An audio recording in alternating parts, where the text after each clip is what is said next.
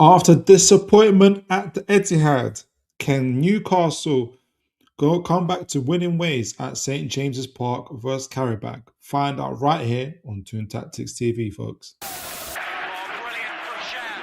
And now Murphy can take on the shot. Fabian Shan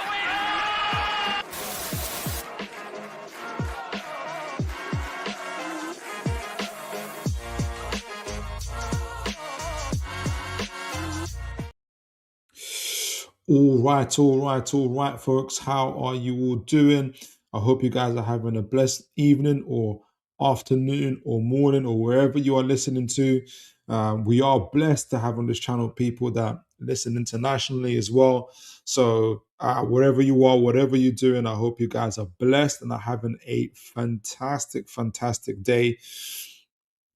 As I always say, you could have been doing anything in the world, but you're right here with me on Toon Tactics TV. So God bless you, folks. I hope you are all doing well, and I'm looking forward to tonight's show. Going to be doing the match reaction to the Man City game, the match preview for the Qarabag game. Hopefully, we'll be finishing the second part of that, the second leg of that in style, and who would be our team for that game as well. I think that's going to be the big talking points because we are expecting heavy rotations for that game, but we still need to win in style.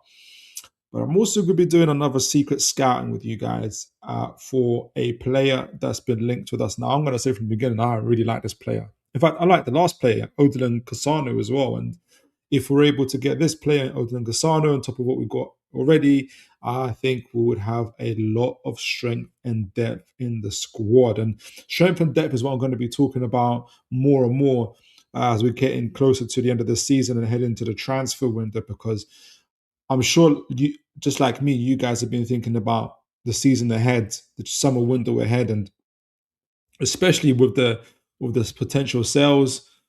If we do have to sell some big name players and some first team players, um, can we replace them? Can we add? Can we still evolve the squad going forward? I think we can, but it remains to be seen if hopefully our recruitment team, our CEO, and everybody else, our sporting director has learned their lessons from the previous summer, and we'll do everything different coming into this window. But before we get into the match reaction and everything else, it's as always a blessing to see folks in the chat. Even before I get into the chat, it's always good to see folks. First one in this time, as always, is Adrian Pickett. Good to see you, sir. I can see my camera flickering. We'll see how it goes. But good to see you, Adrian Pickett. He says, evening to you, Adrian, and God bless you. Hope you are doing well. Good to see James as well. God bless you. James says, "Hi, mate. I wouldn't say I was disappointed. We put out a great performance. I agree, we did, and I was not expecting to win. To be honest, it was always going to be a narrow path to victory. That's for sure. But I thought it was like just like you, James. I thought it was an encouraging performance nonetheless." Good to see Aaron Kane, my man Aaron Kane, for you. Hope you're doing, sir. God bless you. He says all evening to you too, sir. All right, so let's without further ado, let's get into the come on. Here we go. There's the camera doing all sorts of things. Can we change it up? Can it work? Okay, let's see how it goes here. All right. No. All right, let's see how it goes. Let me share my screen. It's not this one, actually. Is it this one? Let's get into the match reaction first. Is it going to be this? Where is it? Where is it? Where is it? Where is it? Where is it? Where is it? Here we go. This one. Share this tab instead. I don't think it's sharing. Here we go. This one should be sharing. All right. So, I'm going to start off with the starting lineups first and foremost.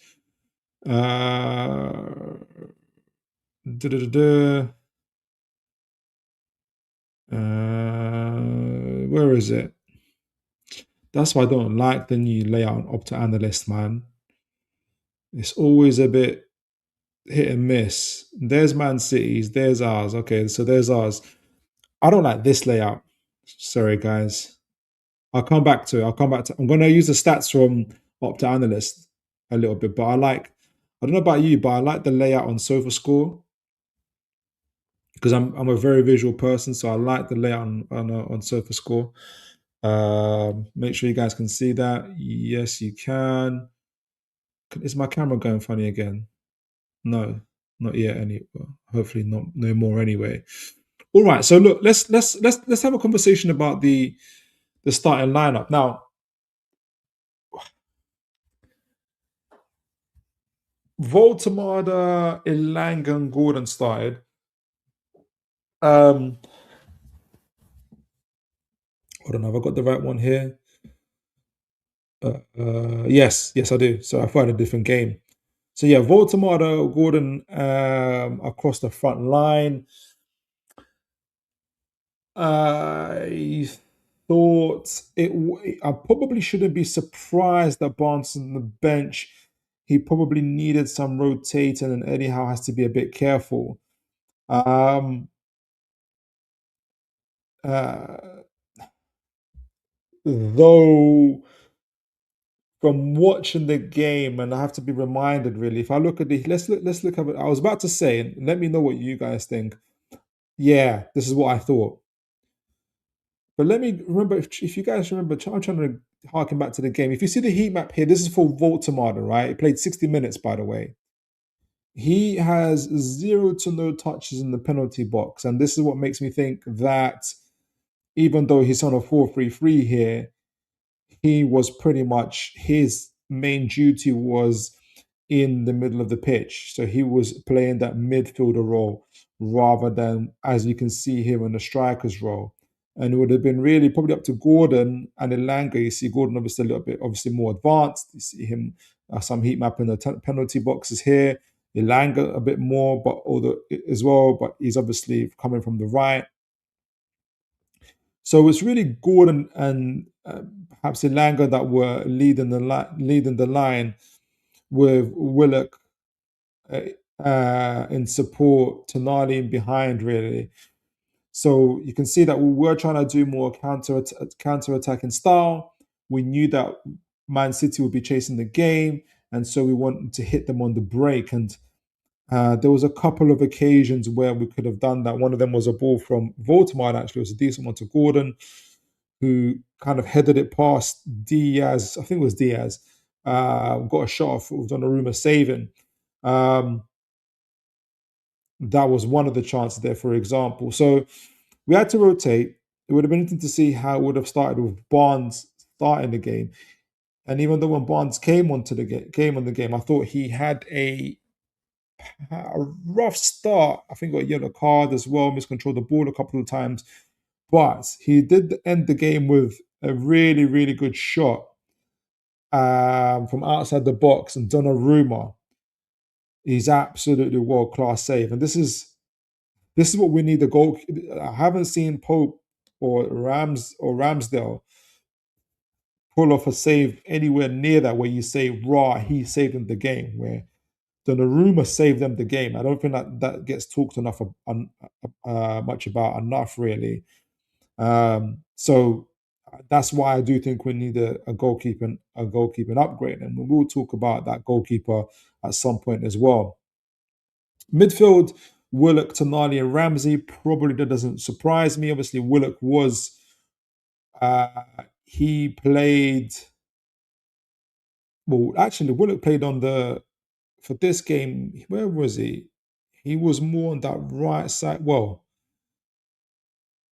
I'm trying to remember how he played. Was it Gordon? No, it was Gordon through the middle. It was Willock sort of coming from the left, although he's on the right here. And you guys remind me, so it was Gordon through the middle, Voltemade in behind, and Willock in more advanced positions. Yeah. I think I kind of said that, but I said it the other way around. That's the three-man midfield, although I think Willock was in more in advanced areas. If you compare him to Voltemada, for instance, here as well, Willock spends a little bit, well, just far more time in the advanced positions, especially in the penalty box, than Voltemada does. Now, yeah, Ramsey Tonali Willock kind of is the midfield we could have expected to see. I expected to be rotated for the Qarabag game. And then we had Hall, Burn, Chow, and Trippier as a back line. I think all in all, they've been having a decent performance. But I thought Man City were very clever on how they used O'Reilly. We're talking about movement and movement in the box. By the way, we had 9 crosses in this game. This is the fewest crosses I've seen in most games. And so did City. City had 9 crosses in this game, of one of which obviously they scored from. And that shows you what movement in the box looks like. And O'Reilly kind of showed it in spades. And then we had obviously Pope in goal as well. Man City obviously had Haaland, Mamouche across as a strikers with the Silva, Semenyo, and O'Reilly in behind. I thought, especially when the way they started the game, really, really kind of fast paced. The way they probed and poked and would hit on the transition so quickly as well when they had to. It was really, really good. Roger did well to secure the back line. I thought Diaz, Gahey,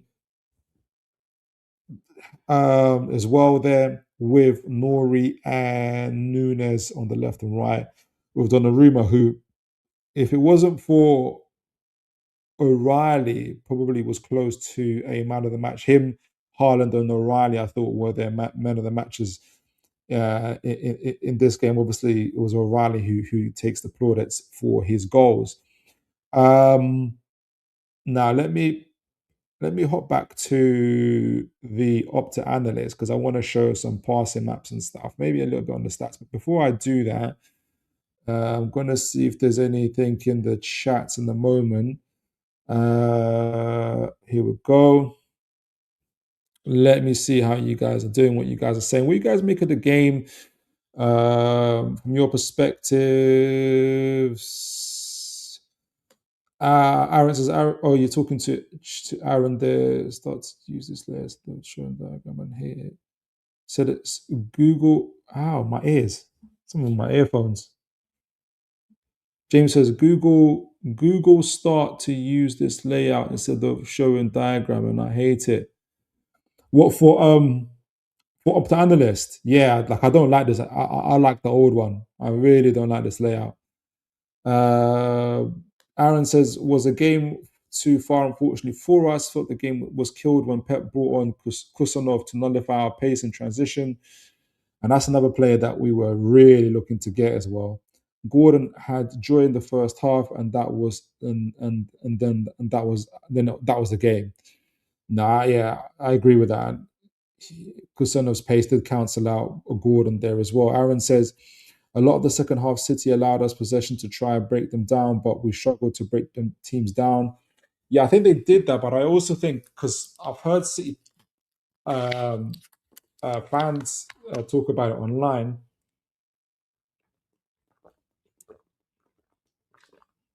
and some opposition fans say that City do kind of tend to gas out. Let me take off my change my camera. City do tend to gas out in games. So it didn't yes, you can I think partly they did let us have. I also think part of it, and the other part of it was their energy levels weren't the greatest. I think this is pretty custom for them to um, gas out, to lose a bit of legs, and that's, you would think, how is that possible when we traveled 5,000 miles? But it certainly is the case from Azerbaijan, and we're still playing to the end. But it's been the way for City for quite some time. Uh, Aaron says, my camera comes back on. Hopefully at some point it will. We'll see. Aaron says, though, for me, Gordon isn't a striker. Yes, he has pace in transition, but doesn't have the physicality to play that position. Not good enough to be a striker for us. Best position is out wide. I disagree. I think Gordon definitely has good attributes as a striker. I think his movement is electric. I think his striking of the ball. I think his ability to pull defenders apart, to be able, and because of his ability to, because of his threat and his movement and his pace, he creates half spaces. He creates a distance and gaps in behind him, which allows others to get in behind. We just don't see it often enough sometimes. Um, so he doesn't maybe have the physicality of a, who can I think of, a Strand Larson or a, even of a Haaland, but there's different types of strikers, and I think uh, Gordon is probably more of a in behind type of striker with pace. His physicality isn't too bad. He's no shrinking violet, but I do think his movement, his ability, his movement off the ball, and his striking, I think, is very very clever and is very. And I think, yeah, he can for sure be a striker in my opinion. Um, Big up Wobojog. Good to see you, sir. God bless you. He says, well, hey Phil in the chat. Good to see you, Wobojog. Hope you're well. Let me know what your thoughts were on the game if you can. At some point, I'll get my camera to work, I hope. Anyway, Aaron says, Trips, as we know, his legs are gone. Both goals from his side. Trippier of old would get there, but he's past it now. Not his fault, but we need to move on from Trips in the summer. Let me know what you guys think about that. I think we need to move on from Trips from obviously from him starting the game. He wouldn't be there if Livramento wasn't injured. He'll be second choice. Um, but I do wonder, and part of my thinking in terms of, let me know what you guys think. I think if we sell Livramento, City are very much interested in him. That's the big.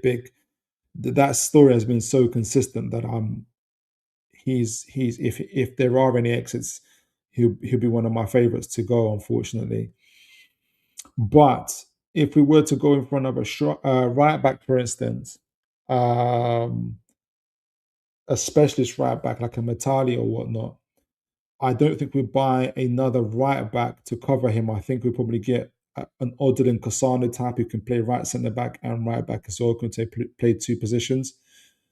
I say all that to say this: that if we do that, if Livermental goes and we buy an emerging talent, a potential talent like Natalie Matali, we spoke the Toulouse right back, and then we buy an Odilon Kasano as well, who's more of a who's a wide centre back essentially, who can play right back. I think there's a place for a Trippier, like as a third choice, as a player on the renewed contract, plays here and there. So yeah, something along those lines. Let me know what you guys think of that. Um, sorry, so yeah, Matali plays left back and LCB for. Yes. So there's another right back that we talked about. Any young right back. I think there's a right back that we talked about. Any kind of young right back of the kind of Matali type of uh, way. I think we're going to look for someone like that uh, t- uh, to kind of to in Livramento stead. So it doesn't have to be Matali, but it'll probably be someone along those lines, in my opinion. So I don't know. I think someone of the likes of uh, what's the name of Livramento, not Livramento, Trippier, excuse me, to stay in as a third choice wouldn't be the worst thing in the world. But let me know what you guys think. Let me get back to the chat. Let me see something. I just needed to. I think I missed out on something. Yeah. So, but thanks for that. Nice catch though, Aaron. I appreciate that. Aaron says, I think Tino stays, to be honest. I love that if that was the case because of his injuries. And apparently, we are looking to tie him down to a new deal. We are.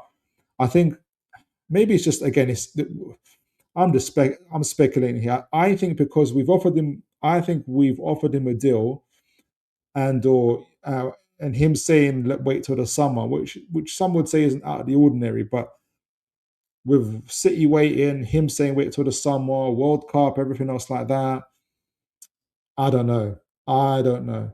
It's and if we don't get Champions League on top of that, it will be, and if City were to come in with a deal, especially if they win the Premier League, I think it'll be difficult to keep a hold of him. But that's just me. Hopefully, you're right, though, Aaron. Wobojog says, Phil, given how small the margins are at this level, how do clubs deal with calls like the Diaz Burns offside push? Diaz Burns Diaz Burns offside push, and the silver barge on Burn as well. Diaz Burns, what am I thinking about? Diaz and Burns. In the penalty box and the silver one is an absolute, because you know what, the moment I saw the silver barge on Burn, the first thing I thought of, imagine if the roles were reversed. Imagine if Burn did that to Silver. Number one, Silver would fly across the pitch, right? And if the slow action replay, the VAR were to look over it again, and they see Burn's eyes on Silver the way Silver's eyes were on Burn, there's a very, very good chance that he might get sent off even to some point. So yeah, you're right. I just think that was insane.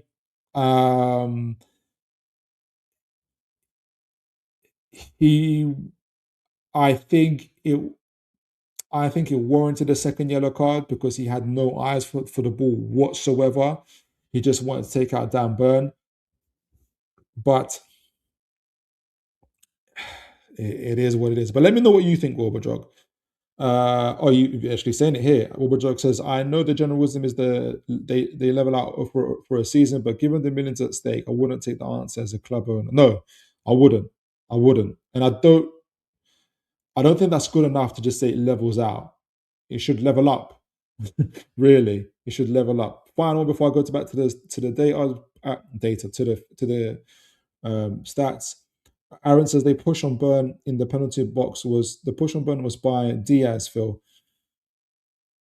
Yeah, I was trying to remember. Is it the one where he had his hands over him? Official rules would be for the push, it would be a penalty, or for the to the offside. I was talking about that on the football terrace as well. Official rules would be for push, it would be a penalty, or the goal should be given by the push by Diaz, but officials never picked up. And yeah, it was ridiculous. Yes, there is official rules, and or retake the free kick, and or give a penalty and a yellow card to Mr. Diaz. Right? And it's another one, and I can't remember. Maybe you guys remember. I said it about another. It wasn't. I think maybe I can't. It was another situation after. It was after the Villa game. I forgot what game it was. And I shouldn't feel like this, but I'm like to stop myself from just having heart attacks. Not that I ignore it, but I like. This is the reason why I didn't remember the DS Burn one, because I literally took it out of my mind. It's good that you guys reminded me. I took it out of my mind because, for instance, that Villa game, for instance, I was having heart palpitations, guys. I was vexed. I was vexed. But at least I got you guys to remember. When I see decisions like that, though, it's good that you reminded me. Now I'm angry again. But I was like, I had to take it out of my mind. I was like, yeah, like I can't believe how they said, yeah, he's offside. But like, why is he offside? Oh, because he got pushed offside. Like it was, so he got pushed. Oh, maybe he should be given, that would be a free kick outside the box. Yeah, but no, thanks for that, Aaron. Thanks for that, Jog. Thanks for reminding me. All right, so there's a couple stuff. You kind of City did have better possession, but what I will say is a couple of things that there's a number of things that show you that it was a really close game. Possession lost in the defensive half, both like City 31 to us 30, which suggests that both teams are pressing, both teams are going at each other, right? Possession lost in the middle half. 50 to us, 51 to them. Again, shows you how intense it was, not only in each other's halves, but in the middle of the pitch. We're both showing duels by the way, City are in purple here, or violet. Jules competed 412 for City, 111 for us. Super, super, super, super close. They had the more success rate, 54% to them. Obviously, we're both consistent for aerial duels. We won on the aerial duels part, 55% to us, 44% to them. They had the more successful dribbles, and you'll see me I'm always kind of highlighting the dribbles because I do think those are the things that shift lines, they break lines, they shift formations, they can make the difference, they can be the X factor in games. Our ones are typically pretty average, and you can see that City have got 14 here, and I just wish that we could do more of that. And or some people would argue with me, need more players that do that really, which I don't disagree with. I would love more players who can dribble, I think, as well. All right, so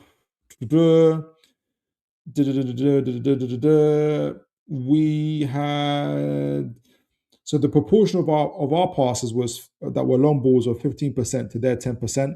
So we were a little bit more direct than City, but by about 5%. Passing accuracy not too bad. Both teams had 80% plus. Obviously, City had a little bit more in 84%. Passes in opposition half. City did dominate in that one quite clearly. 273 to them, to 194 to us. Passing accuracy, again, they were really good at that. 81% to them, 71% to us. This reminds me of the Elanga cameo. The amount of times, maybe two, at least there's at least two, possibly three, but I think there's two times of when Gordon's making really good runs, and you're begging the Elanga to release it, and he doesn't. For whatever reason, he doesn't. We know the reason is his lack of confidence, really. Let me know what you guys think about Elanga, because I do get asked a lot about Elanga, especially from rival fans, about whether I think he's a flop.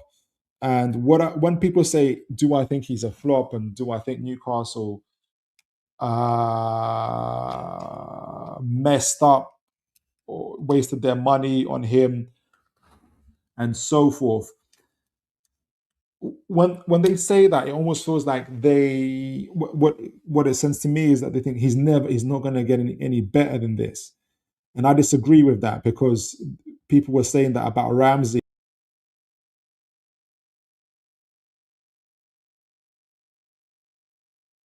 My headphone was off.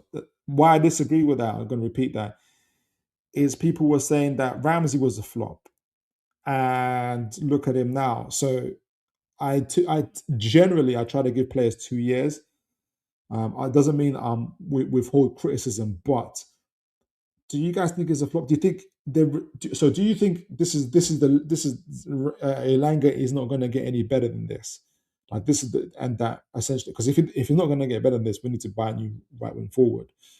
But let me know your thoughts. Again, as I mentioned earlier, which is there's two things actually before I get into it. What ties made the good game quite close is, this is what was good actually. Let me just go back a little bit. Passing accuracy in the final third, obviously City a lot more better. But what was good about this? Forward passes, 238 to us, 249 to them. So we're always looking to be full. We're always looking to challenge. 63% of our passes were forward passes, right? So we're not trying to be defensive, not trying to be negative, or trying to do slowed up build up play. Cities was 53%. Through balls, 5 to them, 3 to us. So I thought that's quite encouraging. Final third entries, 45 to us, 39 to them. Penalty area entries, 20 to them, 22 to us. So that's pretty good. Total open play crosses, 9 to them, 9 to us. Total crosses in general, penalties, corner kicks included, 13 to us, 11 to them.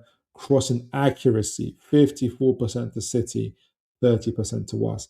And I think that comes down to movement in the box. And I think O'Reilly's header was the key to that. Goals, the most important metrics, 2 to City, 1 to us, obviously. Shots on target, 15 to City, 13 to us. We had both same shots on target, which was good to see. We both blocked nearly equal amount of shots. We had the more headers, shots inside the box, 5 each, which is really good. Very close. It's a very close game. Sorry, excuse me. Shots outside the box were both 5 each. Shots inside the box was 10 to them, 8 to us. Pretty close. Shot accuracy, which is interesting. Shot accuracy excluding blocks, 70% to us, 53% to them. And that's the difference when you have a world-class goalkeeper in Donnarumma. Shooting accuracy in general, 53% to us, 46% to them. So our shooting accuracy I haven't seen numbers higher than this, I don't think, which is really interesting to see. Key passes, 12 to them, and those usually passes that lead to a shot. 12 to them, 10 to us. So this is the stuff when we're talking about. Yes, it was a loss. Yes, it's a bad result. Yes, there's consequences for this result. We're going to talk about them in a minute. However, but if we had the performance in itself was encouraging. So let me know what you think about that. I wanted to show something. I'm going to talk about this in a moment in terms of probabilities. This is up to analyst probabilities on where we could finish. Where is the likelihood that we'll finish? But before we just touch on that, let me see what you guys are saying in the chats. My phone there. Excuse me.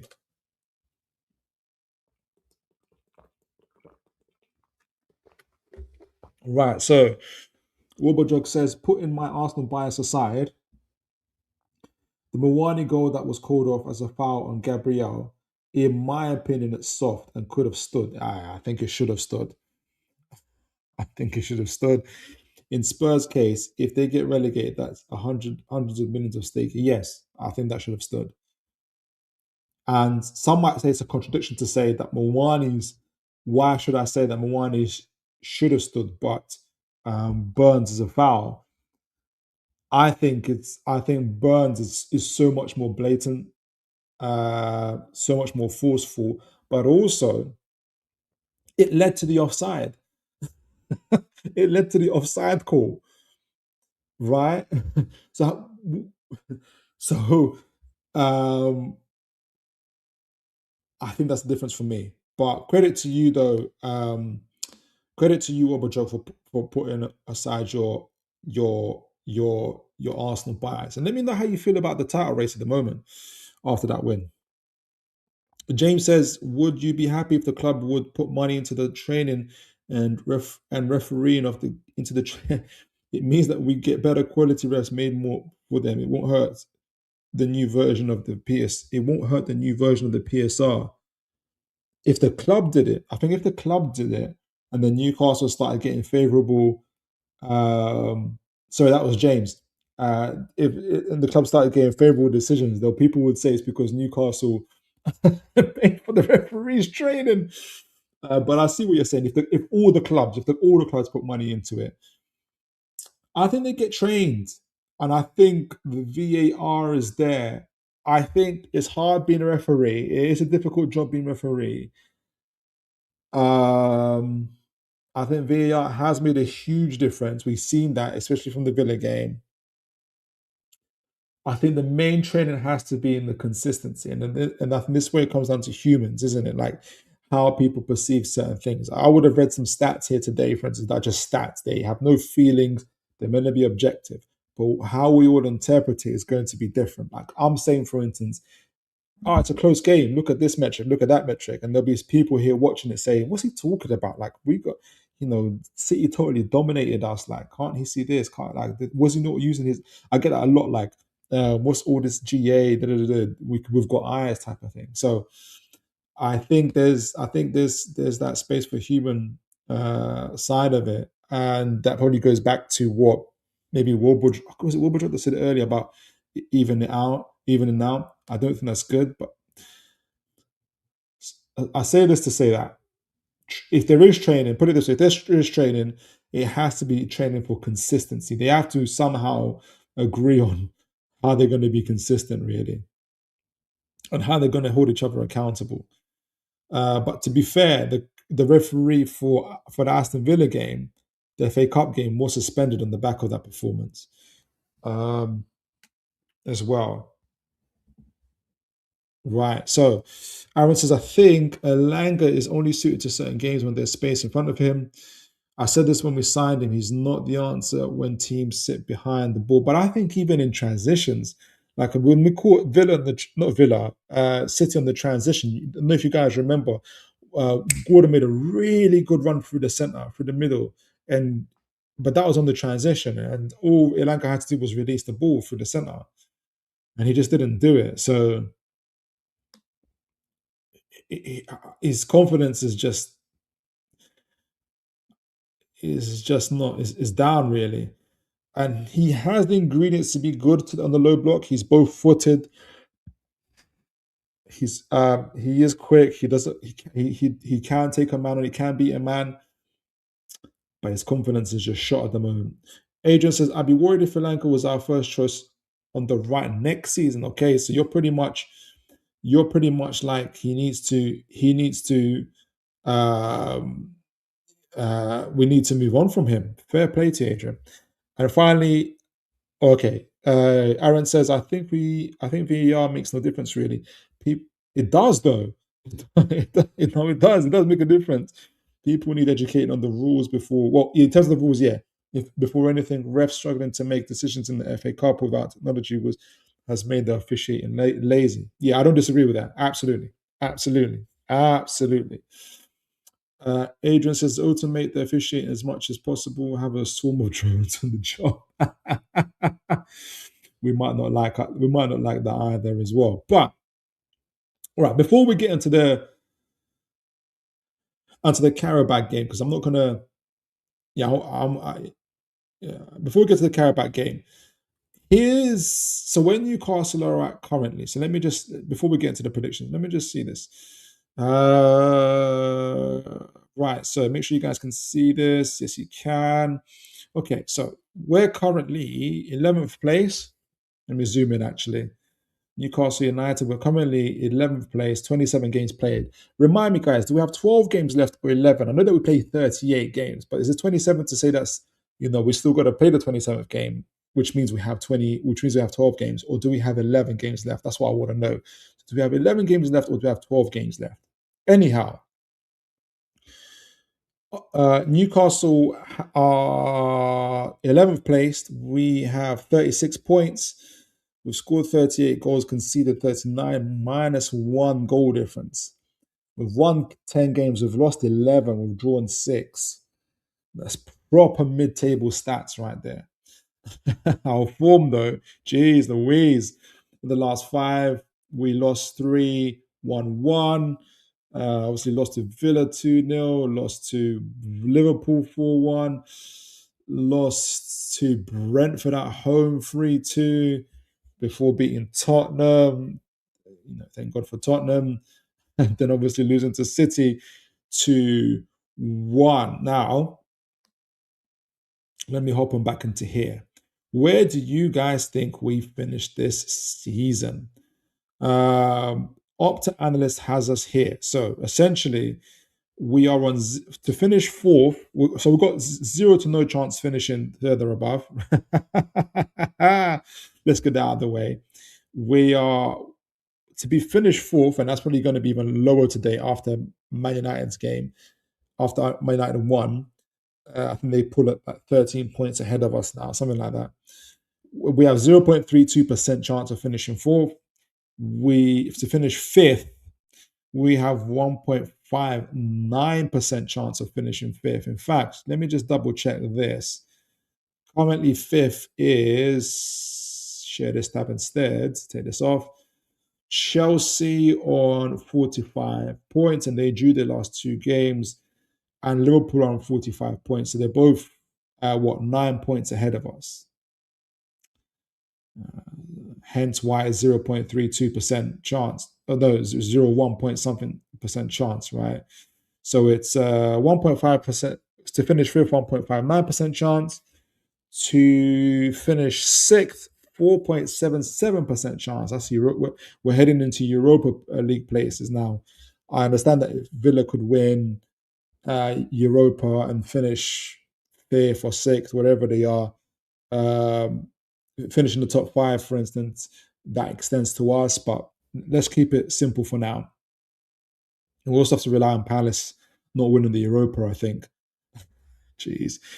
Uh, Seventh, to finish seventh, is 11.59% chance for us.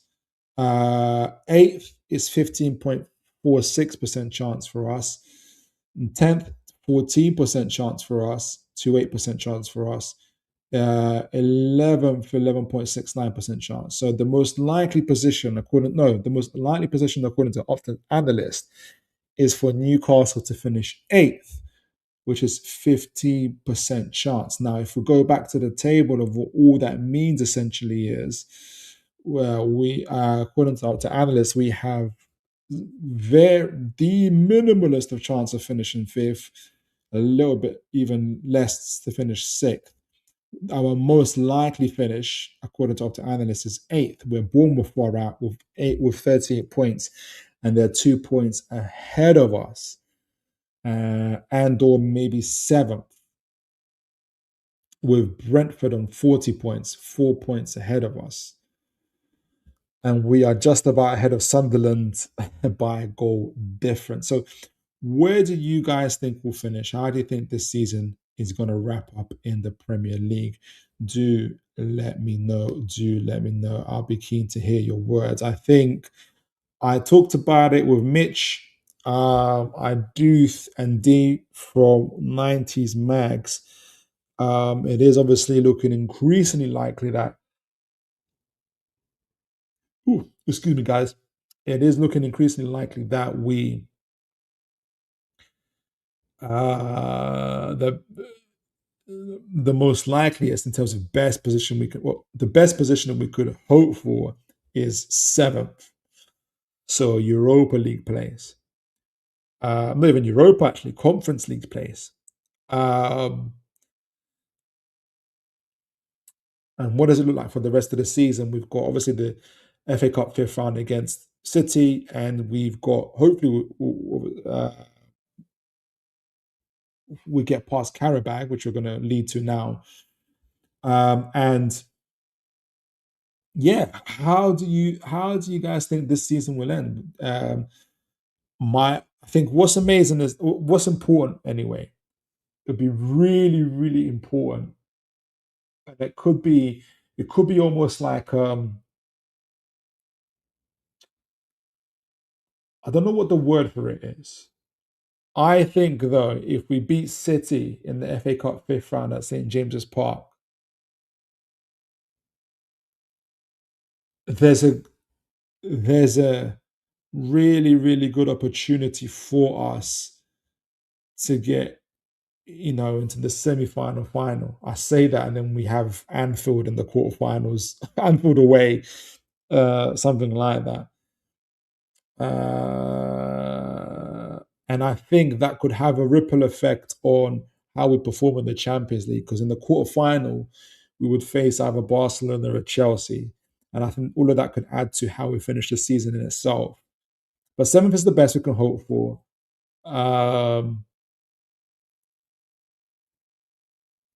Let me know what you think, what you guys think about that. Some early thoughts on that. James says, if you get all 20, rather say between the clubs, you are given the training ground to grow a referee, and you can find it each year, given 400 million every annual season. That'll be a lot of money towards refereeing. I'd expect zero errors if we get them 400 million for sure. But I see what you're saying, James, and I like that idea. Aaron says, I think even with the technology, we are still coming to the wrong decisions. Okay, say to the referee and say, yeah, PJ Moore need to do better. Yeah, I agree.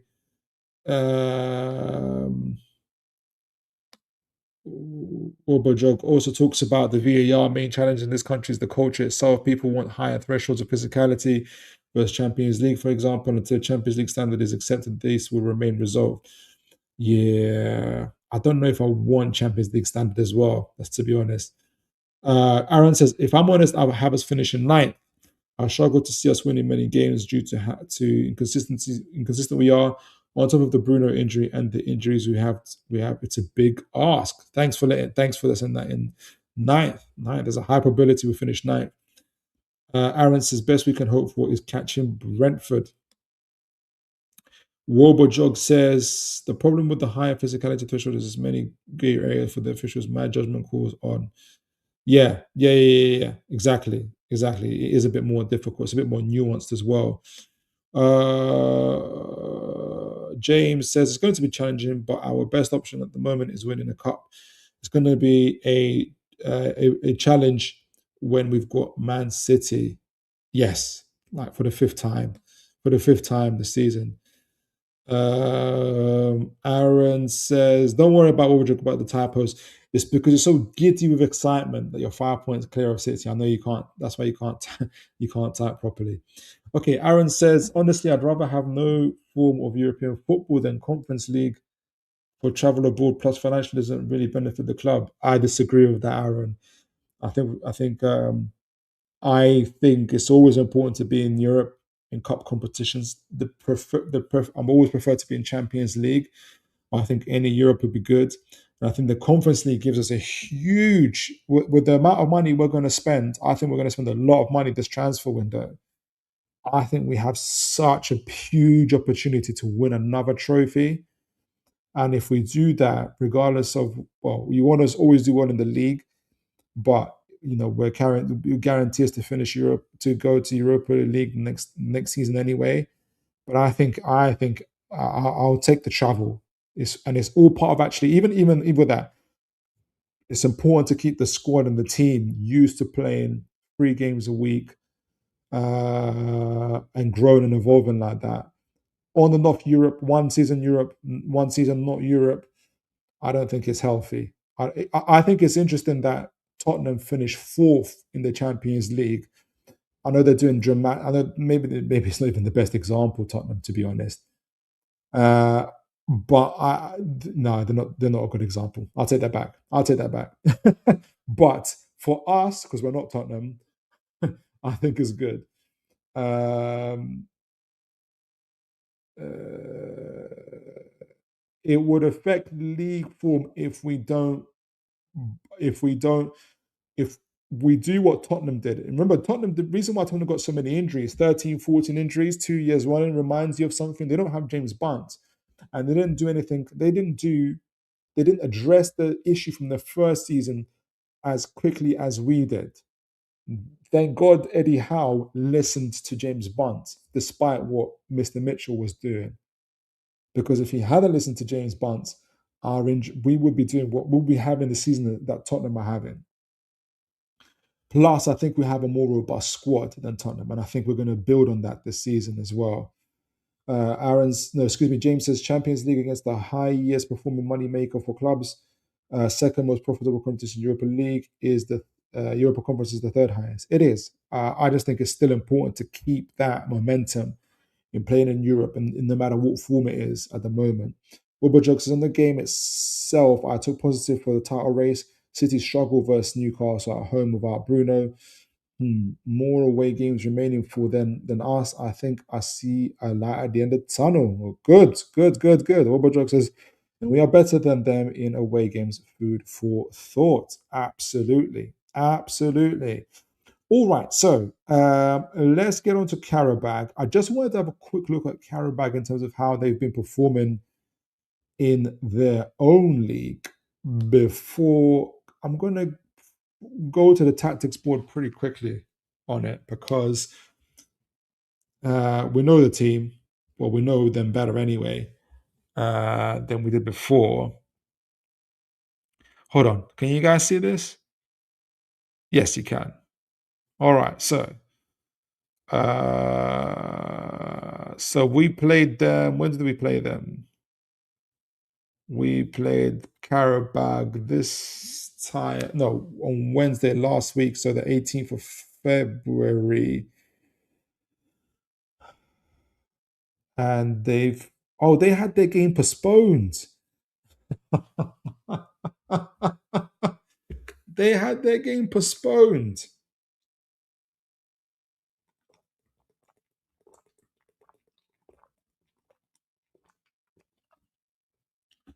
So whilst we played against City, they were probably at home watching our game. So they had their game postponed. My assumption is they're going to be a little bit more fresher. So let's see how that goes. So let's keep that in mind. Let's keep that in mind as we choose the teams. Guys, let me load up my JLA tactics board.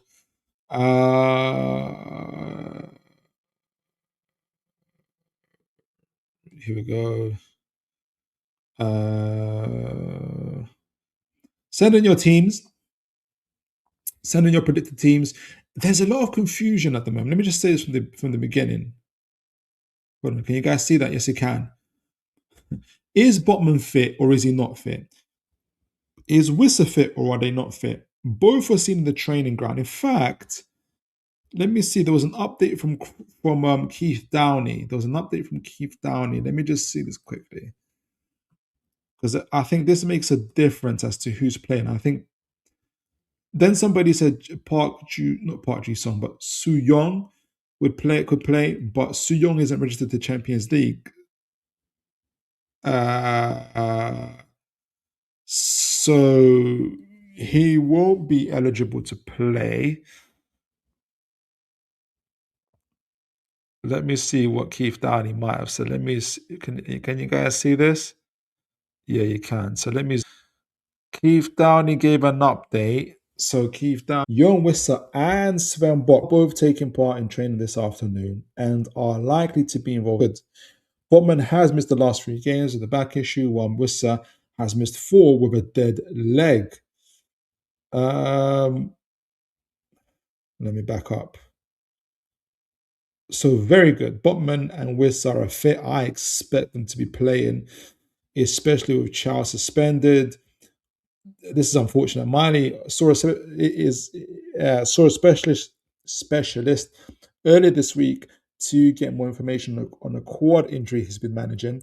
The good news is the injury isn't anything too serious, and he's expected to be back within the next couple. This was yesterday.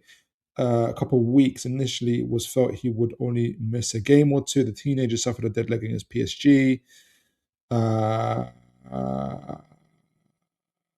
It was actually disturbed, and it actually disturbed the muscle, something like that. Howe revealed on Friday the injury actually disturbed the muscle, which is crazy. Miley has missed 7 games and is likely to miss a few more. Well, if he's out for 2 weeks, say he's out for 2 weeks starting from today, that means 23rd, 2nd, he's probably back on the 9th of March, which means, let's look at I had the games up. He is back on the 9th of March, which means, make sure you guys can see this. Yes, you can.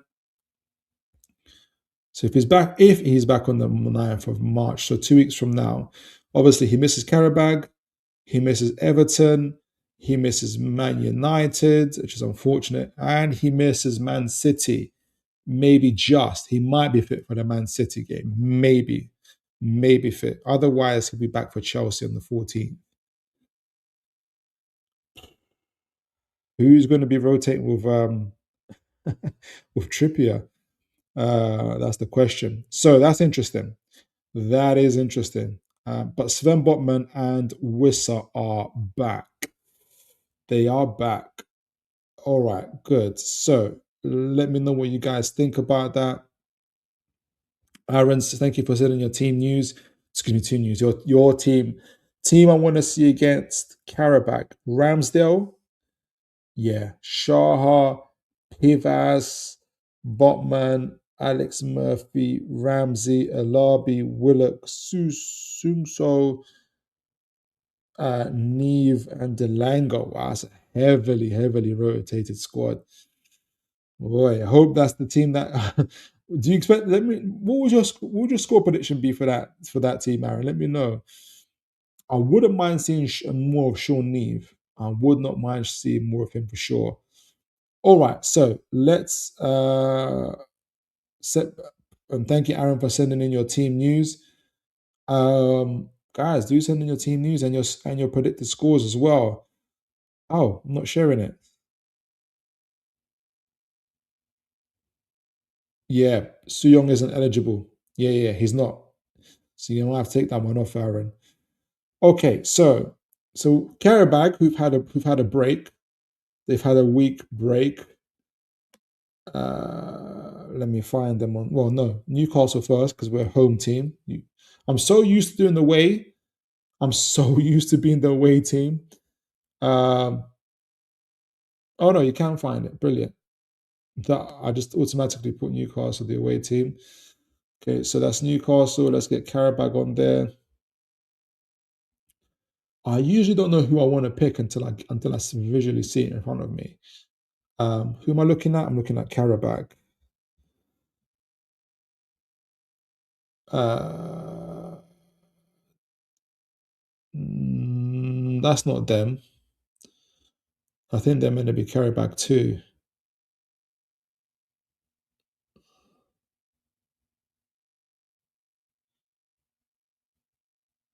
Yeah, why is it not coming up? Do-do-do-do-do-do. Qarabag.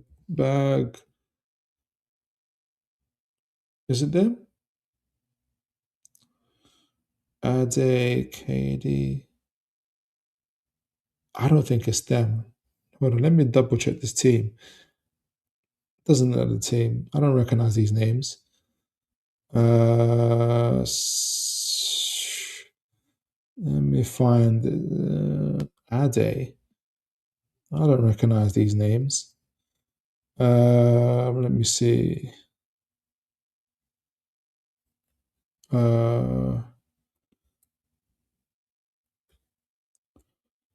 Where is it?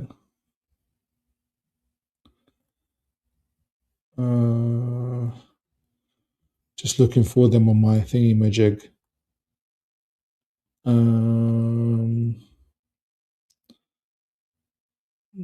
don't recognize these names.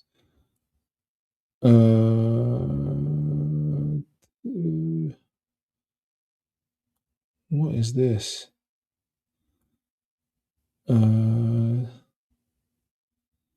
Or maybe it is. Maybe I'm overreacting.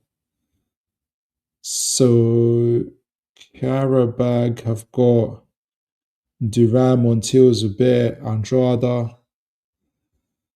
That's the type of players they've got. I don't recognize this team though. Nah, I don't recognize these names. This is a different team. I don't think that's them. I don't think that's them. So let me have a look. Azerbaijan, Premier, Qarabag. Nah. Oh, there's Bolt. Is this their team? I don't think this is their team. Let me look at their bench. Okay, it is their team. Sorry, they just got their main players on the bench.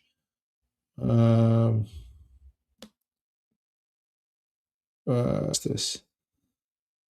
In their last game, they had Duran, Montiel, Zubair, Yankovic, Bicala, Andrada, Medina. Okay, try to remember these names, guys. Medina, Musfadza, Bicalo, Yankovic. Where is it? Where are these guys? Bicalo.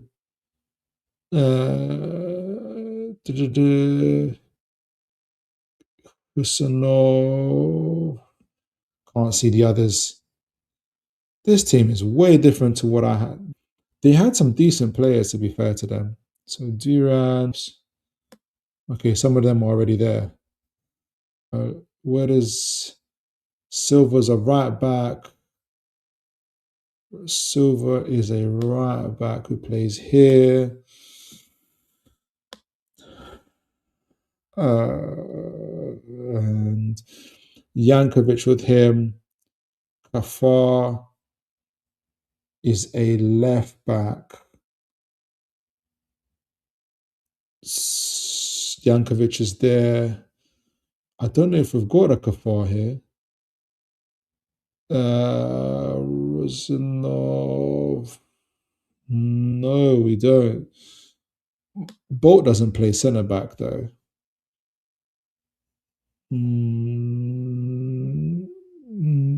Bicalo, Yankovic, Andrada on the right. Andrada on the right. Andrada on the right. I think they've got one extra player here. Take off Ade. That's 4-2-3-1 usually. 4-2.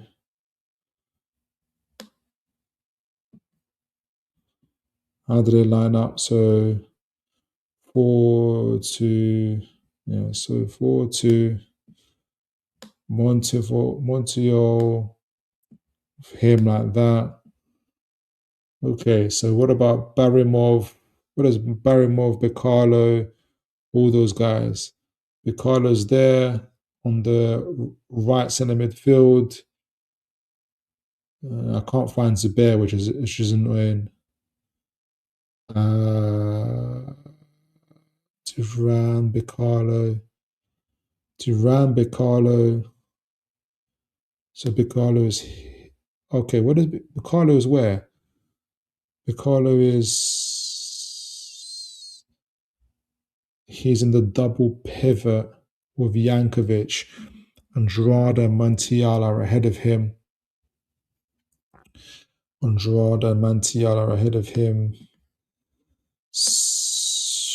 Okay, let's pretend he's Andrada. Okay, so it's as close as I can get it. The other names I don't know. Cuckoo. Okay, well, Barrymore was there. Barrymore, Medina, and Jabrazi. But let me see if any of those guys were. This is in the game that was against us. No, and Buntic. Their goalkeeper was all right. I feel for him. All right, so I spent more time on Qarabag than I did on Newcastle. Okay, so that's them. Let me know who you guys got. So let me see. Who have I got? Okay, so who have we got? At least I know our team a little bit better. All right, so who could we have? So Botman, Joe Linton, Wisser is available. Barnes, Sola, Murphy. He's going to probably rotate. Alex Murphy, Sean Neve. Okay. All right. So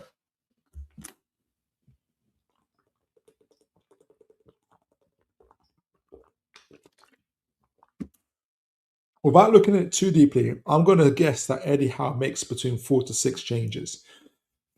I don't think he wants to make too many changes, and he has still the option of rotating players during the game. So maybe somebody might come on, play 60 minutes, and leave with 30 minutes to go. All right. So let me say this. I think Ramsdale, where's Ramsdale? Ramsdale probably plays. All right. So let me start with Pope. Chow cannot play because he's suspended. So he has to go anyway. So Botman, Botman will be here.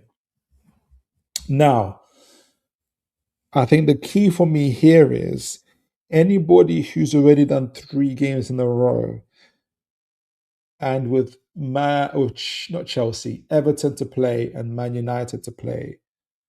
Everton obviously lost today as well. I think we've got a good chance to beat Everton if we play our cards right.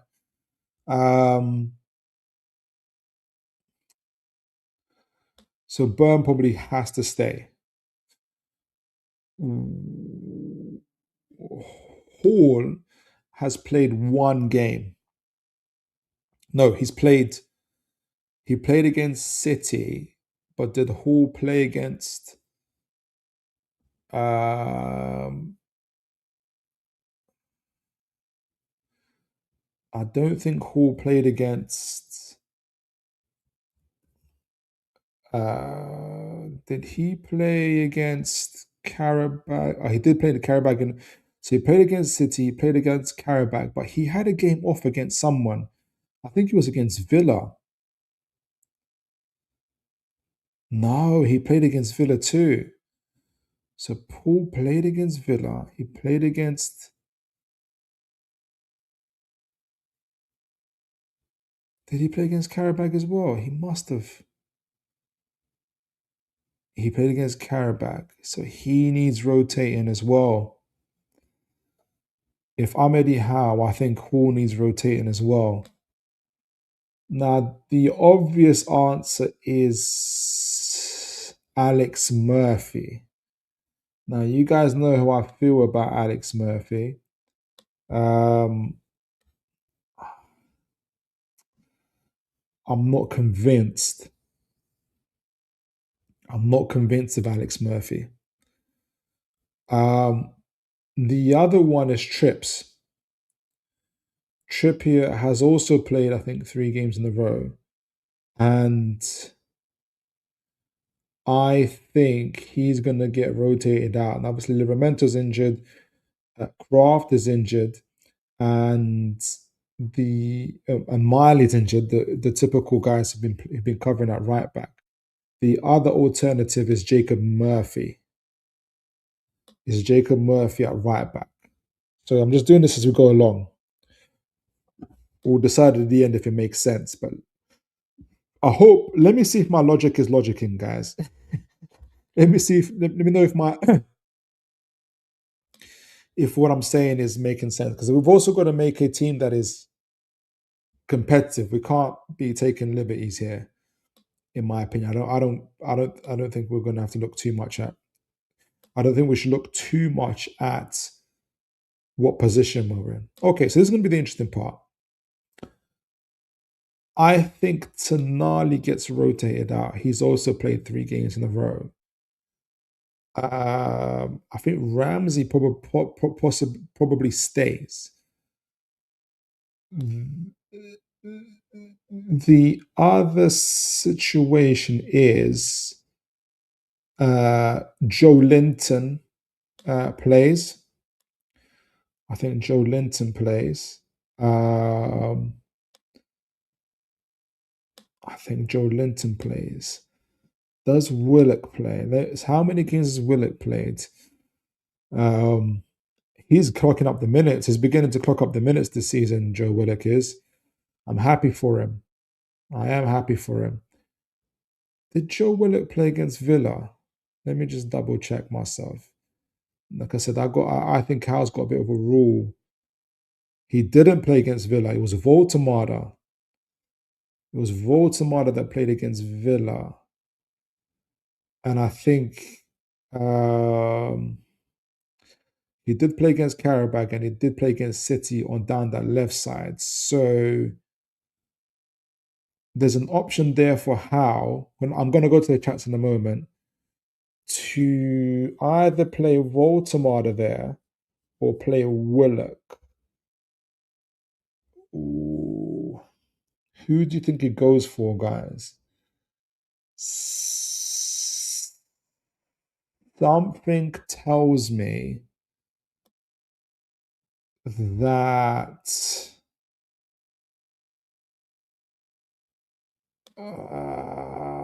Baltimore likes to be down the left side. Ramsey. How many games has Baltimore played as well?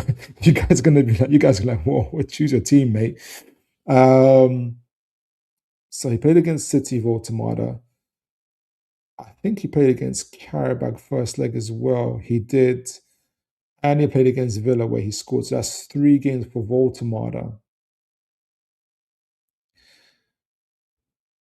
I'm gonna I'll take off Voltemada, though I have a sneaky feeling that he stays, just because I think Eddie Howe he might want Willock. But before we get there, so I've got a player missing.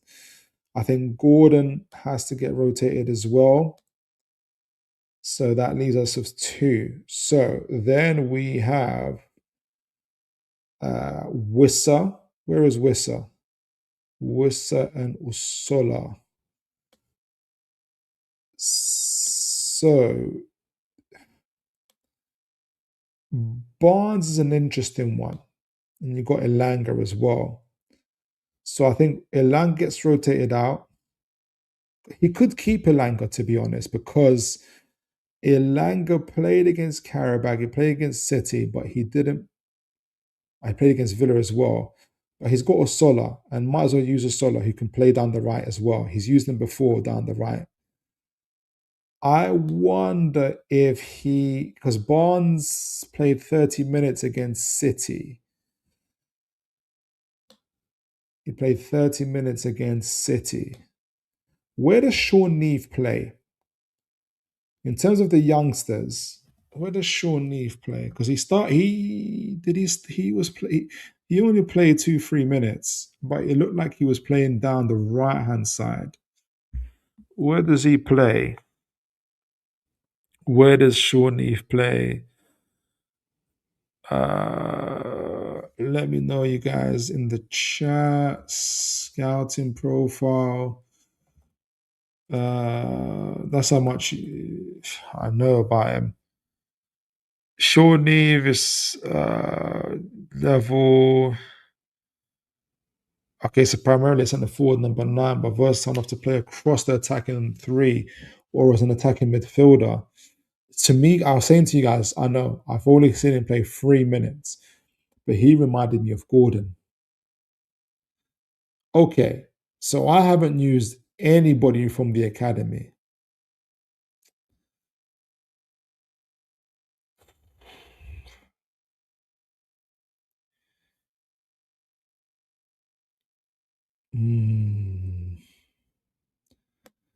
Okay, I'm going to go for Sean Neve.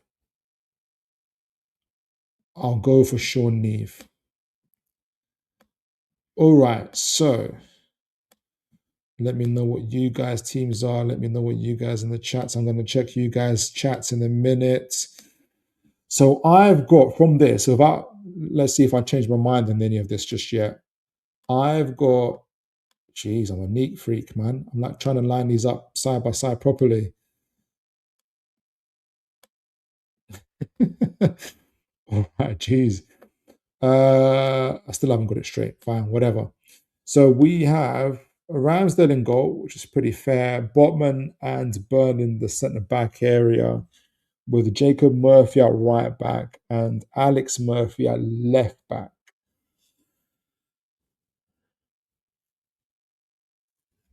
Okay, that should be fine. Midfield of Ramsey, Willock, and Joe Linton. This too should be fine. With a front forward of Sean Neve, Wissa, and Usola. Part of me, it does think, is how tempted to. Is he tempted to do this?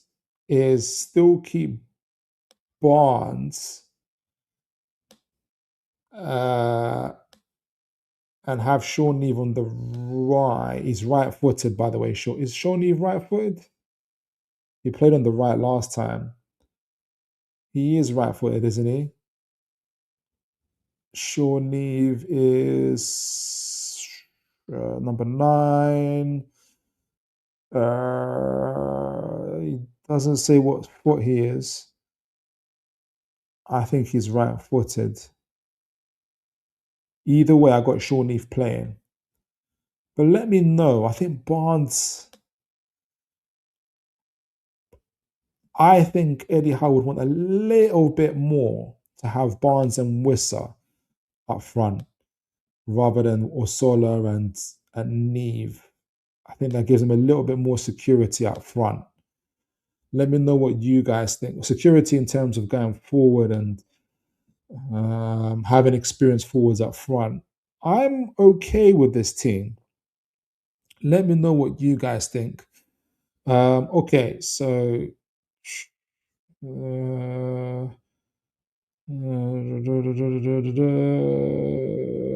eligible.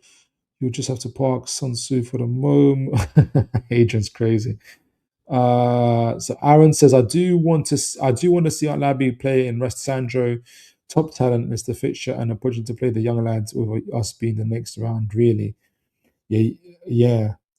I love to see him play as well. I don't know. Maybe I'm being overly cautious. Labia, I think James said Labia, I think still is out injured. I'm not sure that I've not heard anything about it. It's recovery. Adrian says not only have they had a break, they've changed the squad. They've changed the squad entirely. Uh, still talking under 4 weeks for Sam. Michael Bism, more realistic. Aaron says more realistic lineup, which we will probably get. Ramsdale, Shaha, Byrne, Botman,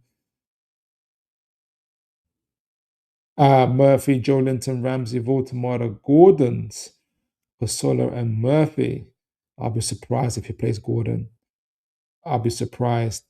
Aaron Trias and Flemish go to Gordon there. I don't want to see Hall. Aaron says, I don't want to see Hall anywhere near that pitch. Yeah, either do I. Aaron says, get Trippier for Phil. That job done, Aaron. Job done. Shara has to go RB. Think Murphy plays right wing after his presser. Was he in the presser? You really rate the Shaha guy, Aaron. Okay, I'll put him in. I'll put him in. He better be something because we're going to have Alex Murphy and Shaha left back and right back. Okay. Okay. I'm going to trust you with this one. But you got to keep Sean Neve. I'm going to keep Sean Neve. I'm going to keep Sean Neve. I'm going to keep Sean Neve there at right wing forward. James says, I wouldn't want us with it. I wouldn't.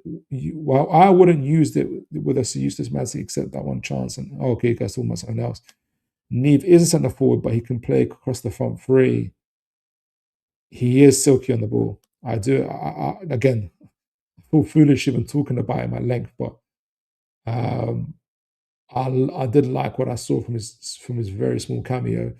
Wolberjog says, I wouldn't be rotating the Champions League game.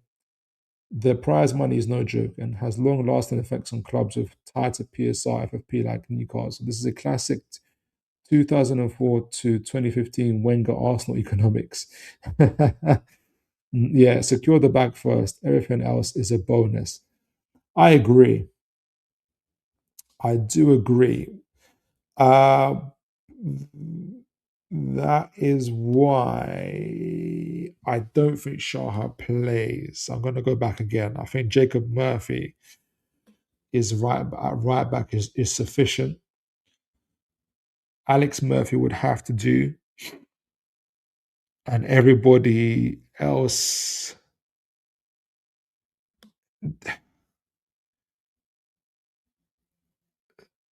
Hmm, he might take off Sean Neve and have Osola. Because if you got Osola, you don't really need to play Sean Neve, and Barnes is available too. Maybe he rotates Barnes, but I just think he doesn't. I think he needs two experienced strikers. He'll be fine with the midfield. He'll be okay with the defense, and the goalkeeper. The main risk he takes is maybe Murphy at left back. So yeah, that'll be me, guys. So for the game anyway, I do anticipate this is where Qarabag really surprised me. They were so open for the middle earlier on. What they did change though is they went into a back five, and unless they, it'd be so interesting to see how they approach this game. is it damage limitation from the beginning, or do they go and try and fight it again? I'll be surprised if they do that because it could really be miserable for them. I think they go into 5-3-2, and I think they spend the game trying to um, hit us on the break.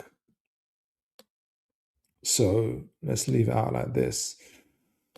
I think with Barnes, Solar, with Murphy here, I think the majority of the game will be along these lines.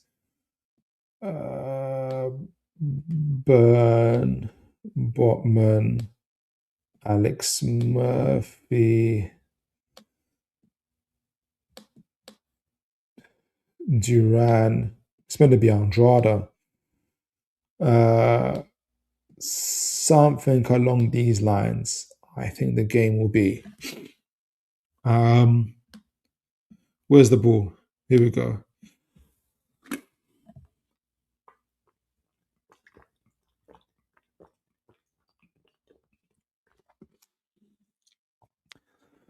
I think what's going to be very, very key is Ramsey. Ramsey's really, really good at receiving the ball in tight spaces. So balls played out again. I'm not so not sure about Alex Murphy, but fine. I hope he proves me wrong. You kind of want the best place you want Barnes is in this position. You want him on the inside, so you probably have Ramsey here, but you have Ramsey hopefully receiving the ball in tight spaces, trying to get him behind. If we're playing on that left hand side, and either using the through ball here to get in behind Qarabag for the likes of Barnes to get onto Whistle to hit the box. It's going to be really important. Like movement in the box is going to be so important, because if I'm Qarabag, I'm going to try and defend for my life and to essentially make it as unpleasant and as horrible as possible. And that second half, when they went into a 5-3-2, essentially for that second half, the game finished 1-1. I'm sure they must be kicking themselves, thinking, "Why did we not just start the game that way?"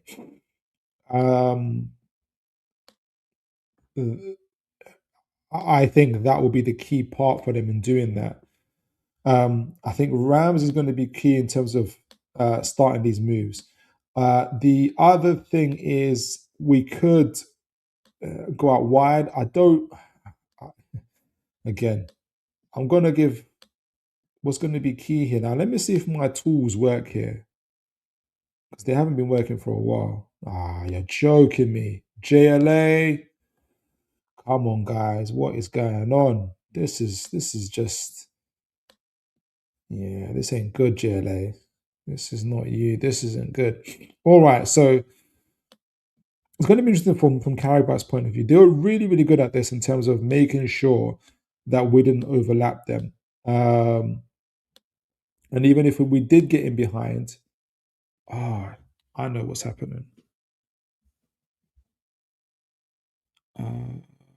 If we did get in behind, so I know my thingamajig is clicking. If we did get in behind with the likes of Burn, who's on the left hand side? It was a Hall. They were really, really good at getting back like this, and it took a shot from the outside the box from Murphy to get past us. So it's going to be very, very important for us to move the ball as quickly as possible down the flanks. I think if Jacob Murphy plays down that right, whether as a right wing forward or right back, what's going to be very, very important is his delivery. His delivery is going to be very, very key in terms of either early balls in, so our players essentially uh, trying to win the aerial duels. Again, I don't think Qarabag are necessarily physically imposing. I'm hoping to see. I think Osola might have a real chance here as well with his ability and his ability to leap forward. Willox runs in behind, will stretch the defense hopefully, and allow Worcester to have some quick movements in and around here to create space for him. Hopefully to get shots off as well. Hopefully get some goals himself. Now the other side of it is if we get caught on the break, if they're able to break forward, if they get themselves out with the likes of, for instance, Montiel or whoever, is us being able to get back. And I think I've got Joe Linton here screening, but it could be Joe Linton and or Ramsey.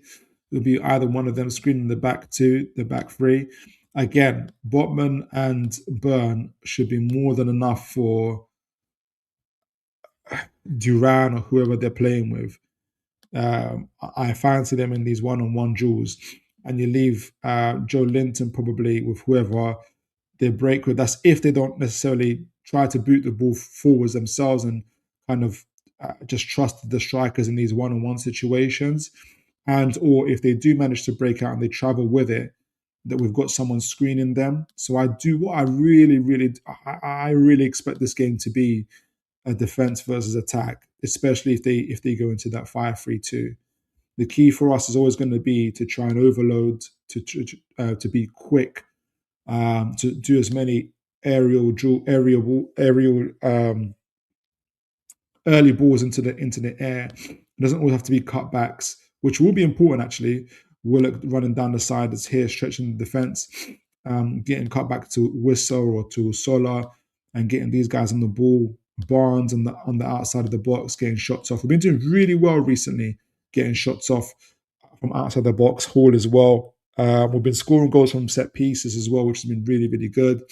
So, as Warbodrog said, secure the bag first.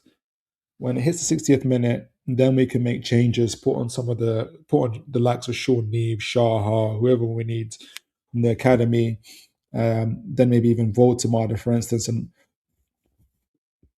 to whoever needs to get changed and move on from there. So I expect the defense versus attack. If I'm Qarabag, I think transition is going to be our best way to get back into this game, however we do it. But I think we essentially go man for man with them, and even especially at the back. Um, if we need to, that's how I expect the game to play out. I'm going to give my prediction at the end after I read you guys' chats and see what you guys are saying. By the way, let me know if you guys can hear me clicking. I'm going to try. I don't know if it's fixed from last time. Aaron says, I need people to understand how good this Shaha kid is. I think he's ready. Do you know what? I believe you, Aaron. I believe you. And hopefully we see more of him. At the end of the day, you see it, you've seen him. I believe you. Jog says, also keep in mind Chelsea struggled against this team. I think they drew that. Yeah, they drew 2-2. They drew 2-2 at Qarabag as well. Which is interesting, which is super, super interesting. Like, it's a good team. Like, I just think our physicality really shocked them.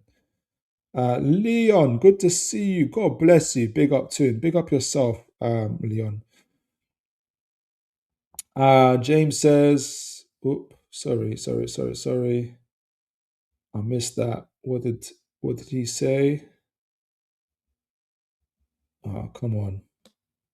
Here we go. James says they're not tested, though the kids are two kids. We are for kids, and we're testing have shown real promise. And this is they've been brought into the main squad last season. Yeah, if you're saying that the kids need to get tested, they do. But I lean towards the logic of what Wobojog is saying is that we need to just secure the bag. We do that, I think, for 60th minute. Hopefully we're 3-4 goals up. And then bring on however many kids you want.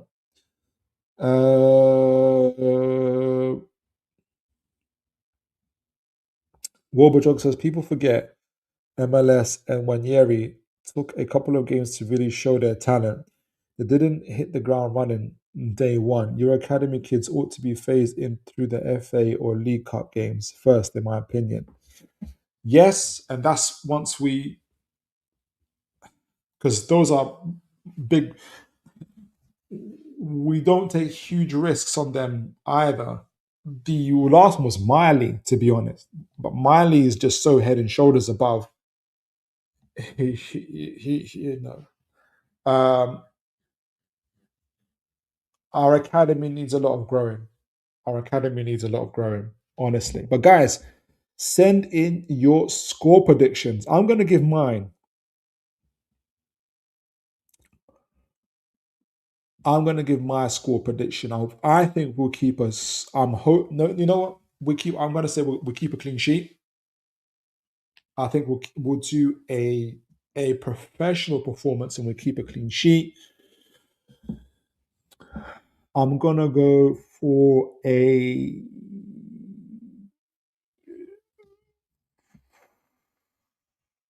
3-0 victory. I've got Barnes, Usola, and I feel like a set piece from a CB, like a Botman or a Burn. Burn, or both Botman and Burn. I'm going to go for Burn. I'm going to go for Burn with a header. 3-0 to Newcastle versus Qarabag. But send in your predictions, guys. Let me know. Let me know who you think. I'm really excited to see who starts. Like, I'm really excited to see. I really want to see. I want to see the Shaha kid. I want to see Sean Neve as well. So lots to look forward to. Thanks, Adrian, for sending your prediction. Adrian says 3-0. Jog's gone for a 2-0. Very conservative there, Jog. Leon, do you know what, Leon? That's probably going to be the scoreline. I wouldn't be surprised. 4-1. That is brilliant, guys. Thanks for sending in your score predictions. Please do keep on sending them. Let me know who you think the goal scorers are going to be. I would really want to be here. You know what? You're right. You're right, Oliver. You're right, Oliver. You're right, Leon. Honestly, because when I'm saying 3-0, I'm like this. The clean sheet is my heart. Is my heart more than my head. Uh, yeah, it's my heart more than my head on that one. All right, so we've done the match reaction, we've done the preview. Let's do the secret scout. And the player I'm going to be talking about is. Let me line this up. Let me know if you guys can guess who you think it will be. In fact, before I show him, who do you guys think I'm going to bring? Let me see if anybody's got. I'll give it a minute. Let me know, who do you guys think I'm going to do a secret scout on? Who's been linked to Newcastle recently? I'm not gonna. I try not to do secret scouts from like 6 months ago and a year ago, unless they were linked 6 months ago, a year ago, but they're being talked about now. So I try to keep it as recent, and I try to use players that have a track record of being linked. Although this one I'm not sure about. Oh, agents. No, he's not a bench warmer. In fact, he's played the most minutes for his team. He's not a bench warmer. Adrian, he's played the most minutes for his team in the Premier League. I'm gonna tell you that, in the Premier League. I'm gonna give you that clue, guys. Go on, guys. James says, what role is he? You guys want me to give you clues? All right, so he plays left back. He plays left back. James Garner, no, good shout though. I like James Garner. Good shout. Good shout. Oh, somebody's named him. Leon's named him. It very much is. Hugo Bueno. And I say Bueno means good, right? So Hugo's good. That's not a bad name to have. Now, it's been. Oh, I'm not sharing it. My screen. Here we go. Now, it's been reported various sources, but I think it started from Football Insider or Insider Football, Football Insider. Now, typically, Football Insider gets absolutely ripped apart, but, but a few, more than a few um, articles and journals have leaped on it, and the one that which intrigued me the most, I think it was the Birmingham Mail, something like that. The Birmingham Mail. So obviously, Wolves are in and around Birmingham and the Midlands, right? So when the local newspapers are kind of reporting on it too, that's what made me pay attention on it even more. You know how I am, especially like with foreign players. If a player's from Argentina and the local Argentina news, especially from their hometowns, are like saying so and so player, we've been talking to his agent and stuff like that, I'm more like, okay, cool. This is looking like something that could happen. So obviously Hugo Bueno isn't from Bournemouth, isn't from Birmingham, but he's obviously playing for Wolves. Maybe for Portuguese, it says it's Spanish, but I thought it's Portuguese. Um, so yeah, exclusive is that Newcastle United is looking to sign a 23-year-old Spanish defender, Hugo Bueno. Wolves this summer. Bueno is seen as a top target to provide cover and competition for Lewis Hall, who has been plagued by injuries. I wouldn't go as far as plagued by injuries. I mean, I wouldn't say plagued by injuries. Let me just double. How many minutes has Hall played this so far this season? I know he had a rough start to the season. Uh, Lewis Hall season.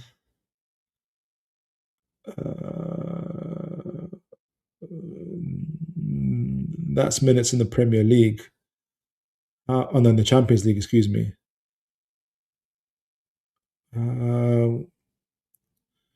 What's the total minutes?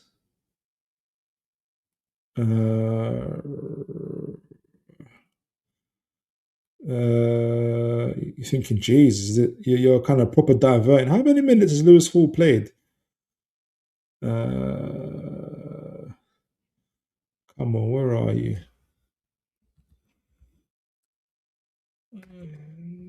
Plagued by injuries.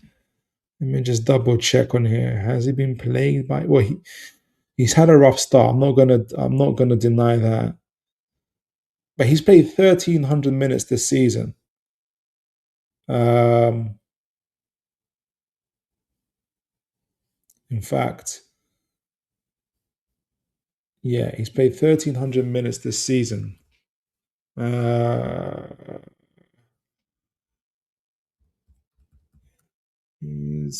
Yeah, I can't go too deeply into it, but I don't think he's been inconvenienced by injuries. I like that, Adrian. I like that better. He's been inconvenienced by injuries. Come on, like plagued by injuries, like it's the bubonic plague or something. But Wolves likely to let him go if they get relegated, which it's looking like it's on the cards. And Bueno's contract runs until 2028. So he will have 2 years left on his contract, right? So that's a good time to sell. Well, getting relegated and 2 years are two deadly combinations. So, yes. So Hugo Bueno. Now, let's talk about who he is and what he's about. So,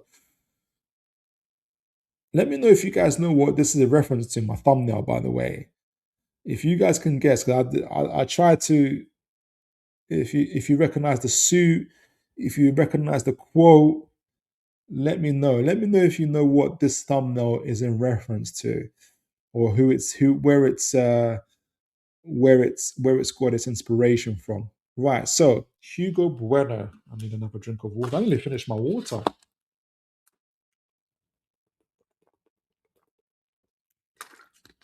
I've got 2 bottles in, nearly finished it. Right. So 23-year-old Spanish left back, currently playing for Wolves.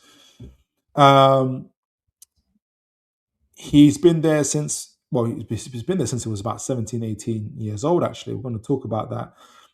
He's established himself as a reliable first choice defender. He's played the most minutes for them, following a successful development loan at Feyenoord. And Feyenoord obviously also developed our very own Minte. I nearly called him Hugo Minte. Hey, what is Minte's first name? I forgot Minte's first name. In 24-25 season, was he there the same time as Minte?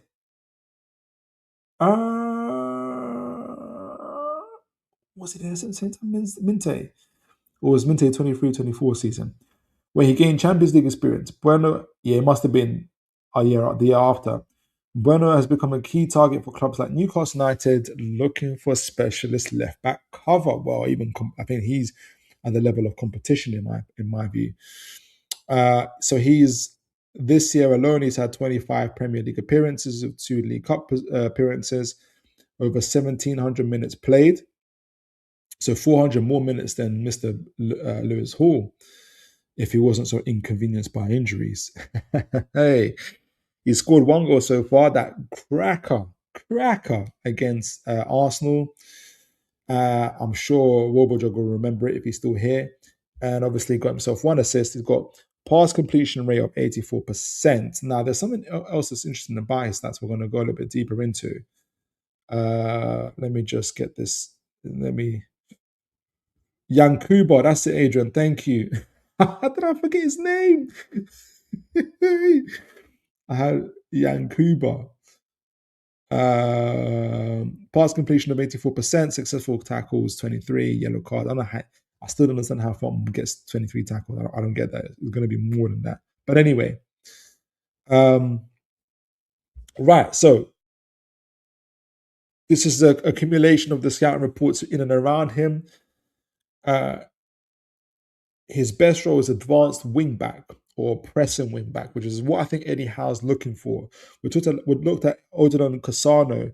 He's not necessarily a wing back, but he is a right-sided centre back who's played right back. So it's like, I forgot the name they used. Not like they said maybe like a right. Maybe he is more like a right wing back type of player. I think Eddie Howe wants to play like 2 or 3 at the back, like central defenders, essentially, and have your flying fullbacks. So Lewis Hall's, Hugo Bueno's. I can't remember who we looked at the right side of the players like that. Just let them join in with the midfield and overlap, and just have the 2, 3, probably 3 centre backs, solid centre backs at the back. I think that's what he's looking to do. But anyway, advanced wing back, pressing wing back, and the other interesting thing about him is actually he started off as an attacking midfielder, and fairly early on was switched to a left back. So he's very similar kind of background to Lewis Hall, who we know started as a defensive midfielder and then was put to left back at Chelsea. So his key strengths are dribbling and progressive carries. He's in the top 7% for take-ons. So he sounds more and more like Lewis Hall. Defensive style, proactive, high volume of interceptions. You have to have that playing for Wolves. You are doing low blocks. So he's in the top 1% for blocks. He's having to block the ball, which shows character. And Eddie Howe likes those players of character, those who got their backs against the wall, are fighting, scrapping. We all know that Eddie Howe loves those characteristics. Players, areas he can grow. Historically, he's been frail physically. Historically, I don't think so much now. But and I think decision making was one of his issues as well. But has adapted to Premier League intensity. Expert opinion. This is from Van Persie. Van Persie obviously is in charge of Feyenoord when Mr. Oh, excuse me, guys. When Hugo Bueno's there. So Van Persie, who worked with him at Feyenoord, described it as having a really good intensity in everything he does now. Intensity is our identity, especially for Eddie Howe. While Wolves Academy staff highlight his journey from unknown 16-year-old, which is when he started at Wolves, to an established Premier League regular as a testament to his self-belief. And you're going to have that.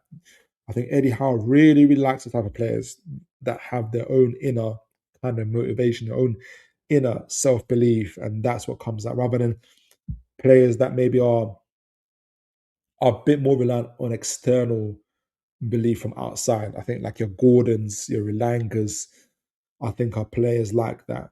Whereas your Burns, your Bruno Gomeres's, even Isak, as much as people don't like him, it's real internal self-belief in those type of players.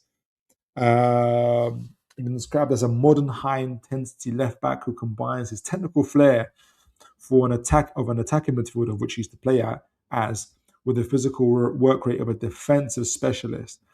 Having converted from number 10 early in his career, he's often characterized by his winger-like ability to carry the ball to beat opponents in one-on-ones. Sounds more and more like Lewis Hall the more I read about him. Right, so core characteristics.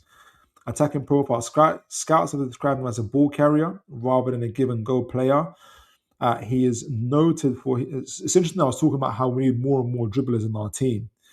He is noted for his ability to drop the shoulder and drive into the final third. Again, Lewis Hall. Ranking in the top 6% of fullbacks for progressive carries. And that's playing for Wolves. So he's doing that 3.53 times per 90 minutes playing for Wolves. I have to keep on highlighting that because Wolves are, often termed or coined as one of the worst teams in the Premier League history. Low blocks, hardly any possessions, and this guy he's like their say maximum. Mental toughness, except for he's at left back. Mental toughness, again, as I said, big Eddie Howe trait, mental toughness. He is frequently praised for his unbelievable work ethic and resilience. Coaches note that he breathes football and maintains a constant desire to improve, which made him a reliable presence during his developmental loan at Feyenoord. Tactical maturity, again, Eddie Howe. While early reports mentioned a reliance on instinct, his time in the Eredivisie and Champions League 24-25 seasons, so he's got Champions League experience, is credited with the maturing his defensive positioning and reading of the game. So Eddie Howe always asks, any defender, can they defend? And it looks more and more like that he can. Technical versatility, although naturally left-footed, which is nice to have a left-footed left back, he has demonstrated his ability to cut inside and score with his right foot. And Arsenal learned that, except for he was coming off the right when he did that, as seen in his stunning strike against Arsenal in February. And he's been deployed as a central. He has been deployed as a central midfielder and a right side of the cover when needed. And at Newcastle, that will be needed for the foreseeable future. I hope we keep to keep Livramento, honestly, but we'll see. Bueno is his playing style. So he's attack-minded. He's a modern attack-minded fullback who can operate effectively as a left wing back. Lewis Hall, attacking threat. He's a natural ball carrier who frequently receives progressive passes. So this isn't just ball carrying. This is him receiving passes in the almost at the enemy's final third, opposition's final third. He ranks in the top 6% of fullbacks for progressive carries. We talked about that already. Crossing ability. A significant part of his game involves high volume crossing. Welcome to Newcastle United. In early 2026, he has recorded as many as 11 crosses in a single match. Welcome to Newcastle United, Hugo Bueno. We are Crossing FC. Defensive reliability. Since returning from his loan, he has shown increased traditional defensive grit and maturity in his positioning. He currently averages 2.53 tackles per game, and 4.80 recoveries per 90. This is really, really good. I think that's really, really good. Versatility, while naturally left back, he has been deployed as a left midfielder and a right midfielder in various tactical setups this season. So he can invert. He can invert as a fullback. He can do what Lewis Hall can do. Whether he can do it as good or better it'll make him remarkable. That will be between him and Lewis Hall to decide should he join us. Strengths and weaknesses. Strengths, technically outstanding with excellent crossing, dribbling. Oh, I put my mic off. No, good. Yeah. So strengths, technically outstanding with excellent crossing, dribbling, and ability to invert into midfield. Thank you very much. His work ethic and mental resilience have been highlighted by the Wolves Academy staff. Weaknesses. Historically, his decision making on and off the ball has been a point of discussion. He has been described as physically frail early in his development, though he significantly adjusted in the physical grind of the Premier League. So I think that report was from Total Football in 22-23 season. Yeah, 22-23 season. So he has become a lot more, he have to be more robust playing for Wolves in the Premier League. So now I asked for his rankings amongst his Wolves teammates. And I'm going to go to the chat in a moment. Hugo ranks as one of Wolverhampton Wanderers' most but I can't see the behind my name. The defensive players currently holding second rank highest average match ratings behind only Santiago Bueno. He is the team's primary outlet for ball progression and wide delivery. Leading all Wolves players in key passes per match, 1.3. He's got some really good attributes. So the following table shows Hugo Bueno compares to his teammates across statistical categories. So here we go. So average rating, this is FotMob's rating, right? So they got him at 6.7. He's second to Santiago Bueno. Key passes he ranks first for key passes. He ranks first for total successful tackles. He ranks first for total minutes played. So he's heavily. He's one of their core. You know how I said we've got high dependency when I do my squad rotation analysis? He's one of their core players. He ranks first for their expected assists, and he ranks first for their top tier, for their progressive carries. And I don't know where he ranks there, but it says that he's in the 76th percentile. He's obviously scored some goals as well. So he's their most creative player with key passes and expected assists. He's got defensive volume in terms of the number of tackles compared to others. He's leading that.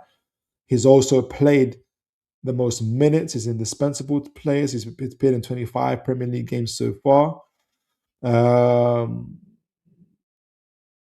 Recent upswing, his metrics were bolstered by a standout performance against Arsenal. And I'm sure if Robojog is still here, I'd love to see if Robojog's got any comments on Hugo Bueno, where he scored his first Premier League goal and recorded a season match rating of 8.3.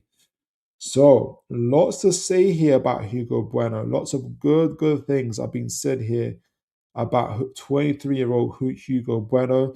I just wanted to see one more thing before I go to the chat, because in terms of his background and history, where would did I want to go on here? Or did I want to go? Okay, let's go here. Oh, take this off. Thank goodness I looked first. Right, so this is just his transfer value. What was he valued currently? £10 million, I think, is going to be. FotMob is very conservative. I think he's going to cost more than that. But for Wolves, he's made 27. Okay, so that's back from loan. So overall for Wolves, between 21 and 24, he's made 49 appearances. 27 since his loan back from Feyenoord. He made 30 appearances for Feyenoord as well. So he's got well over 100 senior appearances, right? So youth career, Wolves under 23s, 39 games, under 21s. He didn't spend too much time there. This is a really quick progress from the under 18s to the 23s. 11 games for the under 21s, 18 games for the under 18s, which shows you that he's probably got a real talent. The fact that it took him less time to move from the under 21s from the under 18s lets you know that and the fact that he's now already their most dependable player in terms of minutes, it tells you a lot about him. And he's been playing for the Spain's under 21s. It's 5 games so far, which is really impressive from him. So he's a top talent in terms of that, his background history. Let me know what you guys know about him. Let me find, first of all, I'm going to show some clips of him before we before I get to the chat, let me see, let me see, let me see. No, Hugo Bueno, but maybe some of you guys have been watching him. Let me know your thoughts. A lot of these, the company, excuse me, guys. A lot of these are from like a year ago, which is annoying. I'd want to see something a bit more recent. Um,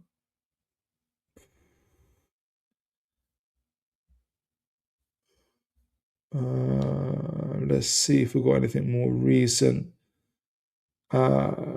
Hugo Bueno, Hugo Bueno.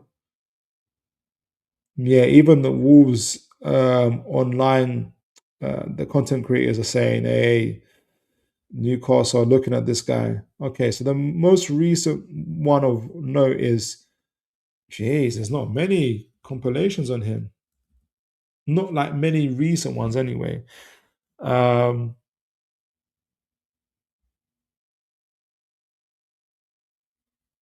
okay, so we'll get to that in a moment. Let me just share it and then we'll pause.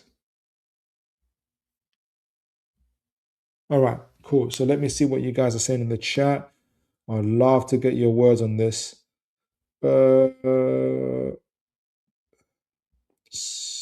So yeah, Wilbur says I would keep my powder dry and wait for the fire sale when they get relegated. Good deals for those CBs and fullbacks. LOL. Romero is such a Newcastle player. Romero? What Tottenham Romero? Oh, it's about Tottenham.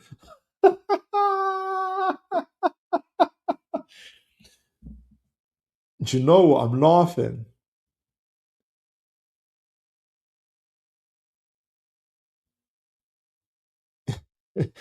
Malik Chow's better.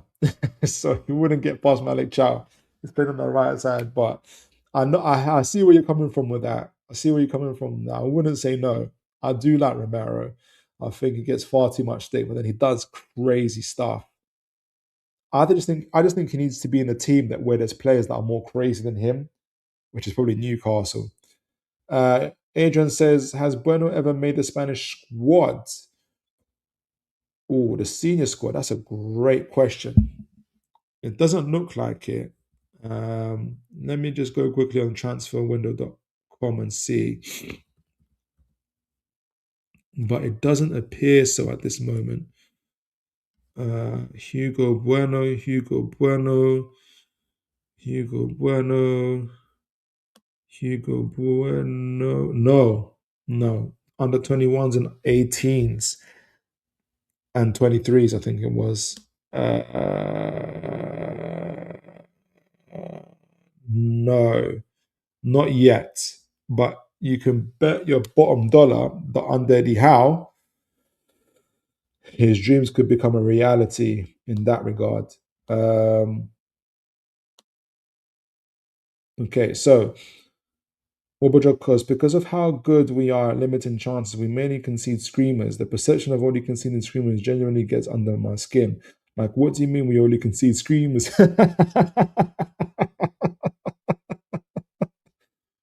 I know, Wobojog. I know. Yeah, it's crazy.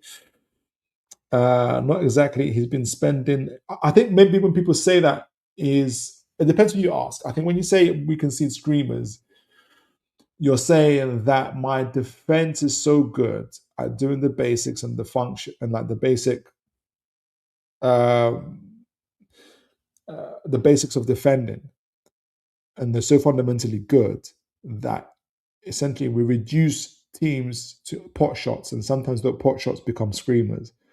I think that's what they're saying.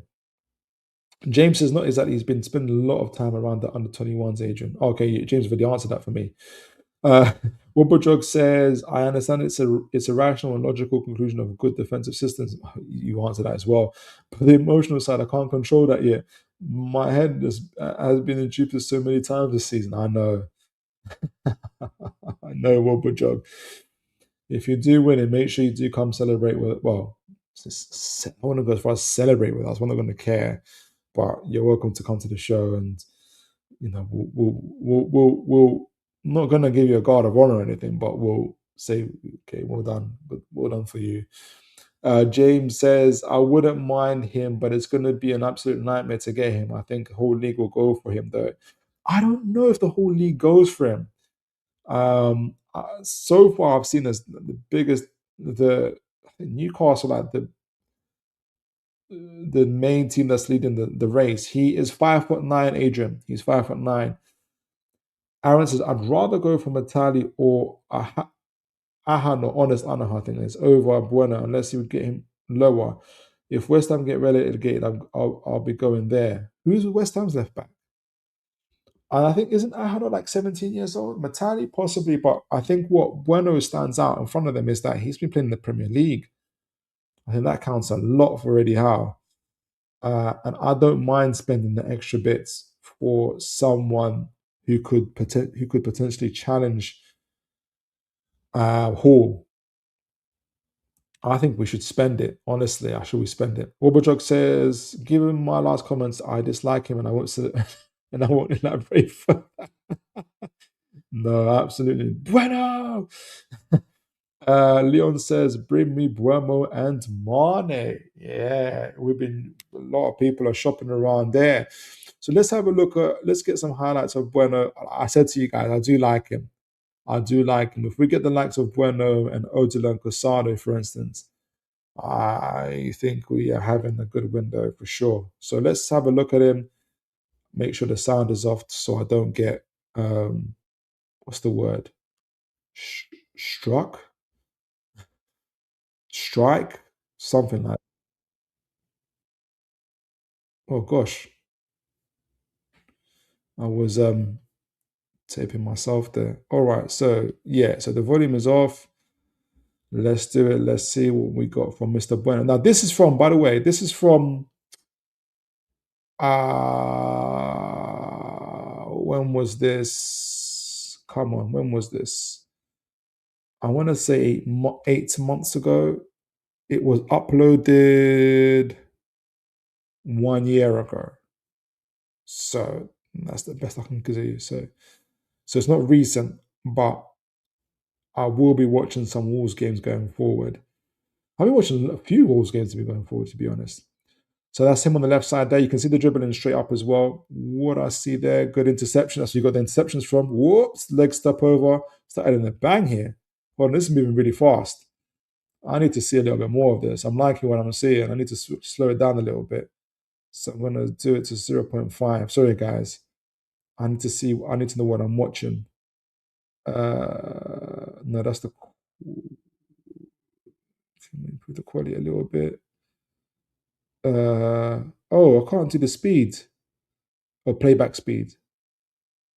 If it affects it too much, then I won't do it. But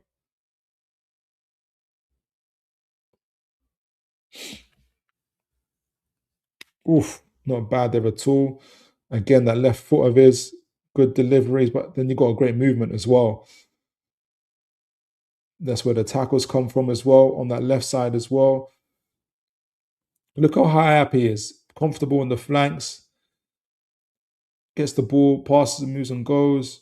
Really good. Yeah, he's good with his feet. Shuffles. I think that's Tamane there as well. Step overs. Looks to cross it in. Crossing FC. That means you know what we're looking for another striker, right? You know we have to look for another striker.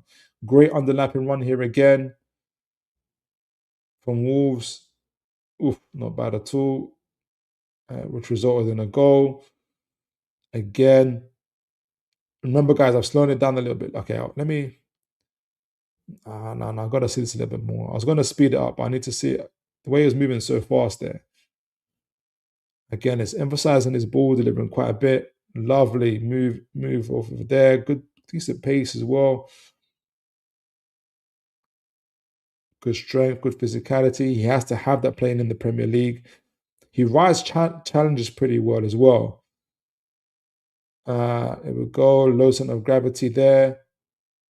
Done well there again. Gets his man off. I don't know. Was that Tottenham there?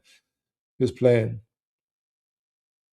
Yeah, I don't think he's got any physicality issues anymore. Shoulder to shoulder. Great work. Comes out. This is against us. Jeez, should remember this. Again, I love the fact that he tackles so high up the field. Again, this is going to be needed for us. This is on the right. This is on the left side, sorry. With his left foot. Didn't want to use his right there. Oh, lovely first touch. And away into the space, head up. Again with the step overs, always trying to get it into the box as quickly as you can. This is versus Chelsea. Great. Steps up, carries the ball. Remember, he's their creative hub.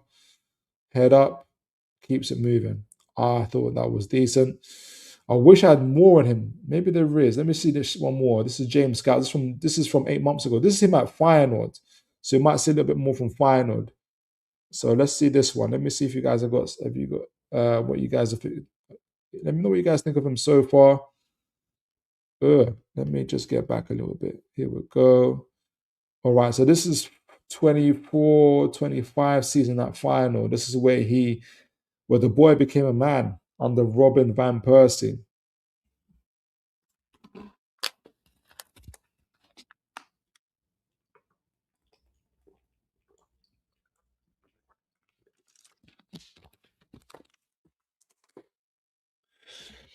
Also played in the Champions League. Again, really good at driving forward. Yeah, they talked about him dropping the shoulders. Really good at that. Again, with them side step overs as well. Good interception. Back towards the goal. Good turn. Ball in the box. All he wants to do is get the ball in the box. Hugs that touchline sometimes as well. Good switch. Ooh, unlucky there.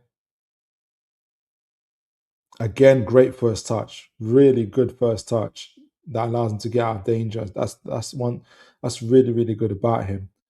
I think he's like the Spanish version of Lewis Hall.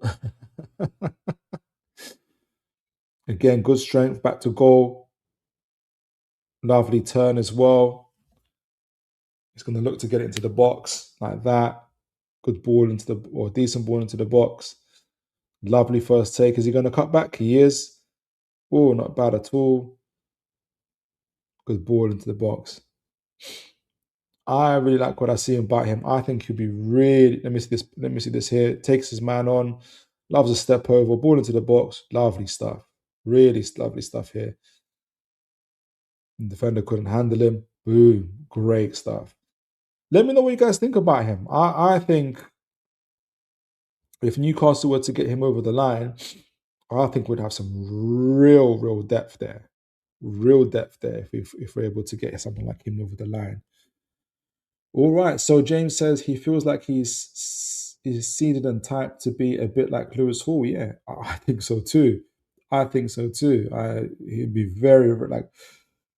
If we're looking to build a robust squad going forward, when you got it almost reminds of the Gordon Barnes level of quality that we've got. Although I think Gordon is a level above Barnes with Lewis Hall and Bueno, if we're able to get that. And I think the more you got that across your team, the more robust the bet your team is. But I agree with you, James. Aaron says, the way I see it, anyone is an upgrade on Burn at left back. True. And that's how desperate I am for a viable option. I don't blame you at all. Does he play in a back four or a back five? Great question Leon asked there. Let me see. What do Wolves? I was going to look on the thingy, but you can't always trust that. So I was going to look on the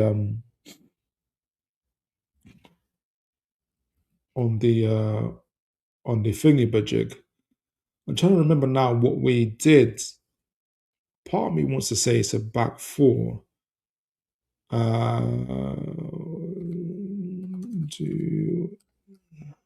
use the old Google, do Wolves play? I don't remember now from our game. back five. I want to say it's back. Uh, mm, mm, it changes, Under Santos, it was a 3-4-3 or 3-5-2.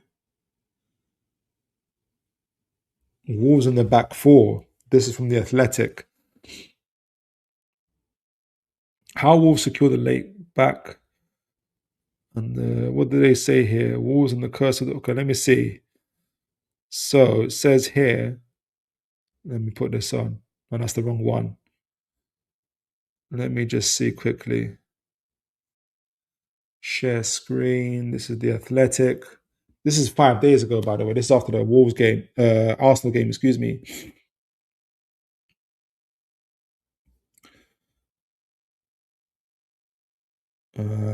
Where are you? Here we go. Wolves in the curse of the back four. Formation used by Wolves in the Premier. So a lot of formations, guys. That's a great question.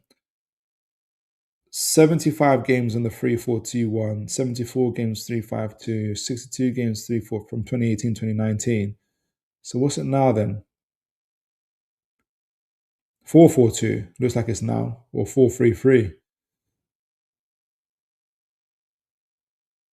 They're unlikely to start with the back four. They did so against Chelsea. Wolves surely do not have the discipline to make a back four, so expect a back five in defense tonight. So they probably play with a back five. Yeah, looks like they play with a back five typically. Why? Oh, let me know why. What it is. I think he can play either or. He plays for Spain. He played at Feyenoord. I don't see it as an issue for him if he was to play in the back four, personally. All right, so Wobadrug's first thing that caught my eye is how balanced he seems when he tackles. Yes. Yeah, and you see that a lot with Saliba and the likes as well. Just remembered how off balance Dragozin and, oh, goodness gracious, and Gyökeres were duking out last night. Made me chuckle. Wobadrug, do you think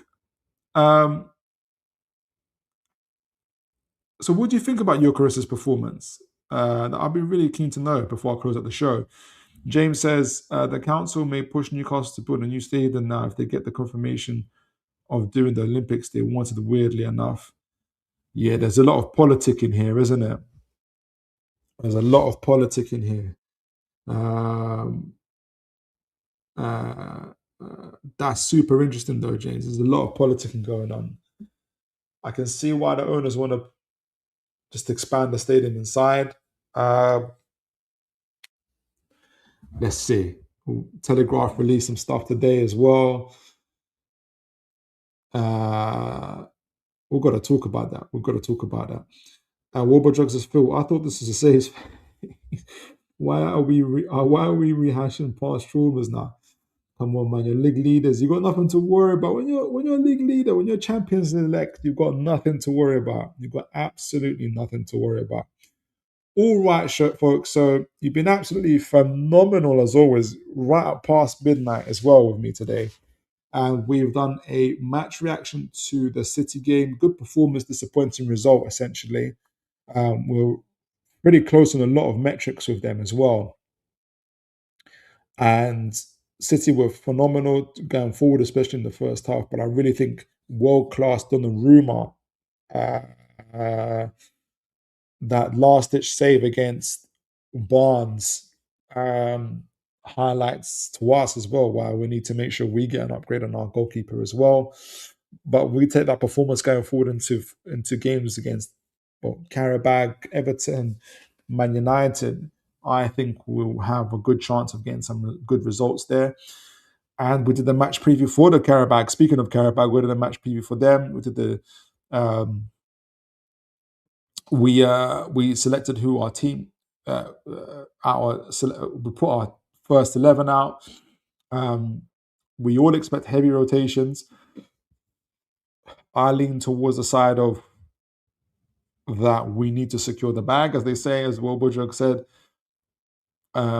I still see quite a few of our players, our main players, playing, and probably, hopefully, we go 2, 3, 4 goals up, and then we would change after the 60th minute, that kind of stuff. I want to see the likes of Sean Neave play, Shaha. Hopefully they do themselves justice as well. Hopefully change my mind on Alex Murphy as well. Then we did our secret scout session on Mr. Hugo Bueno, and he looked very promising. Modern fullback / wing back, lots of similarities to Lewis Hall, like the Spanish version of Lewis Hall. Great dribbler, great left foot. Used to play as an attacking midfielder. Has taken some of those traits as a winger as well.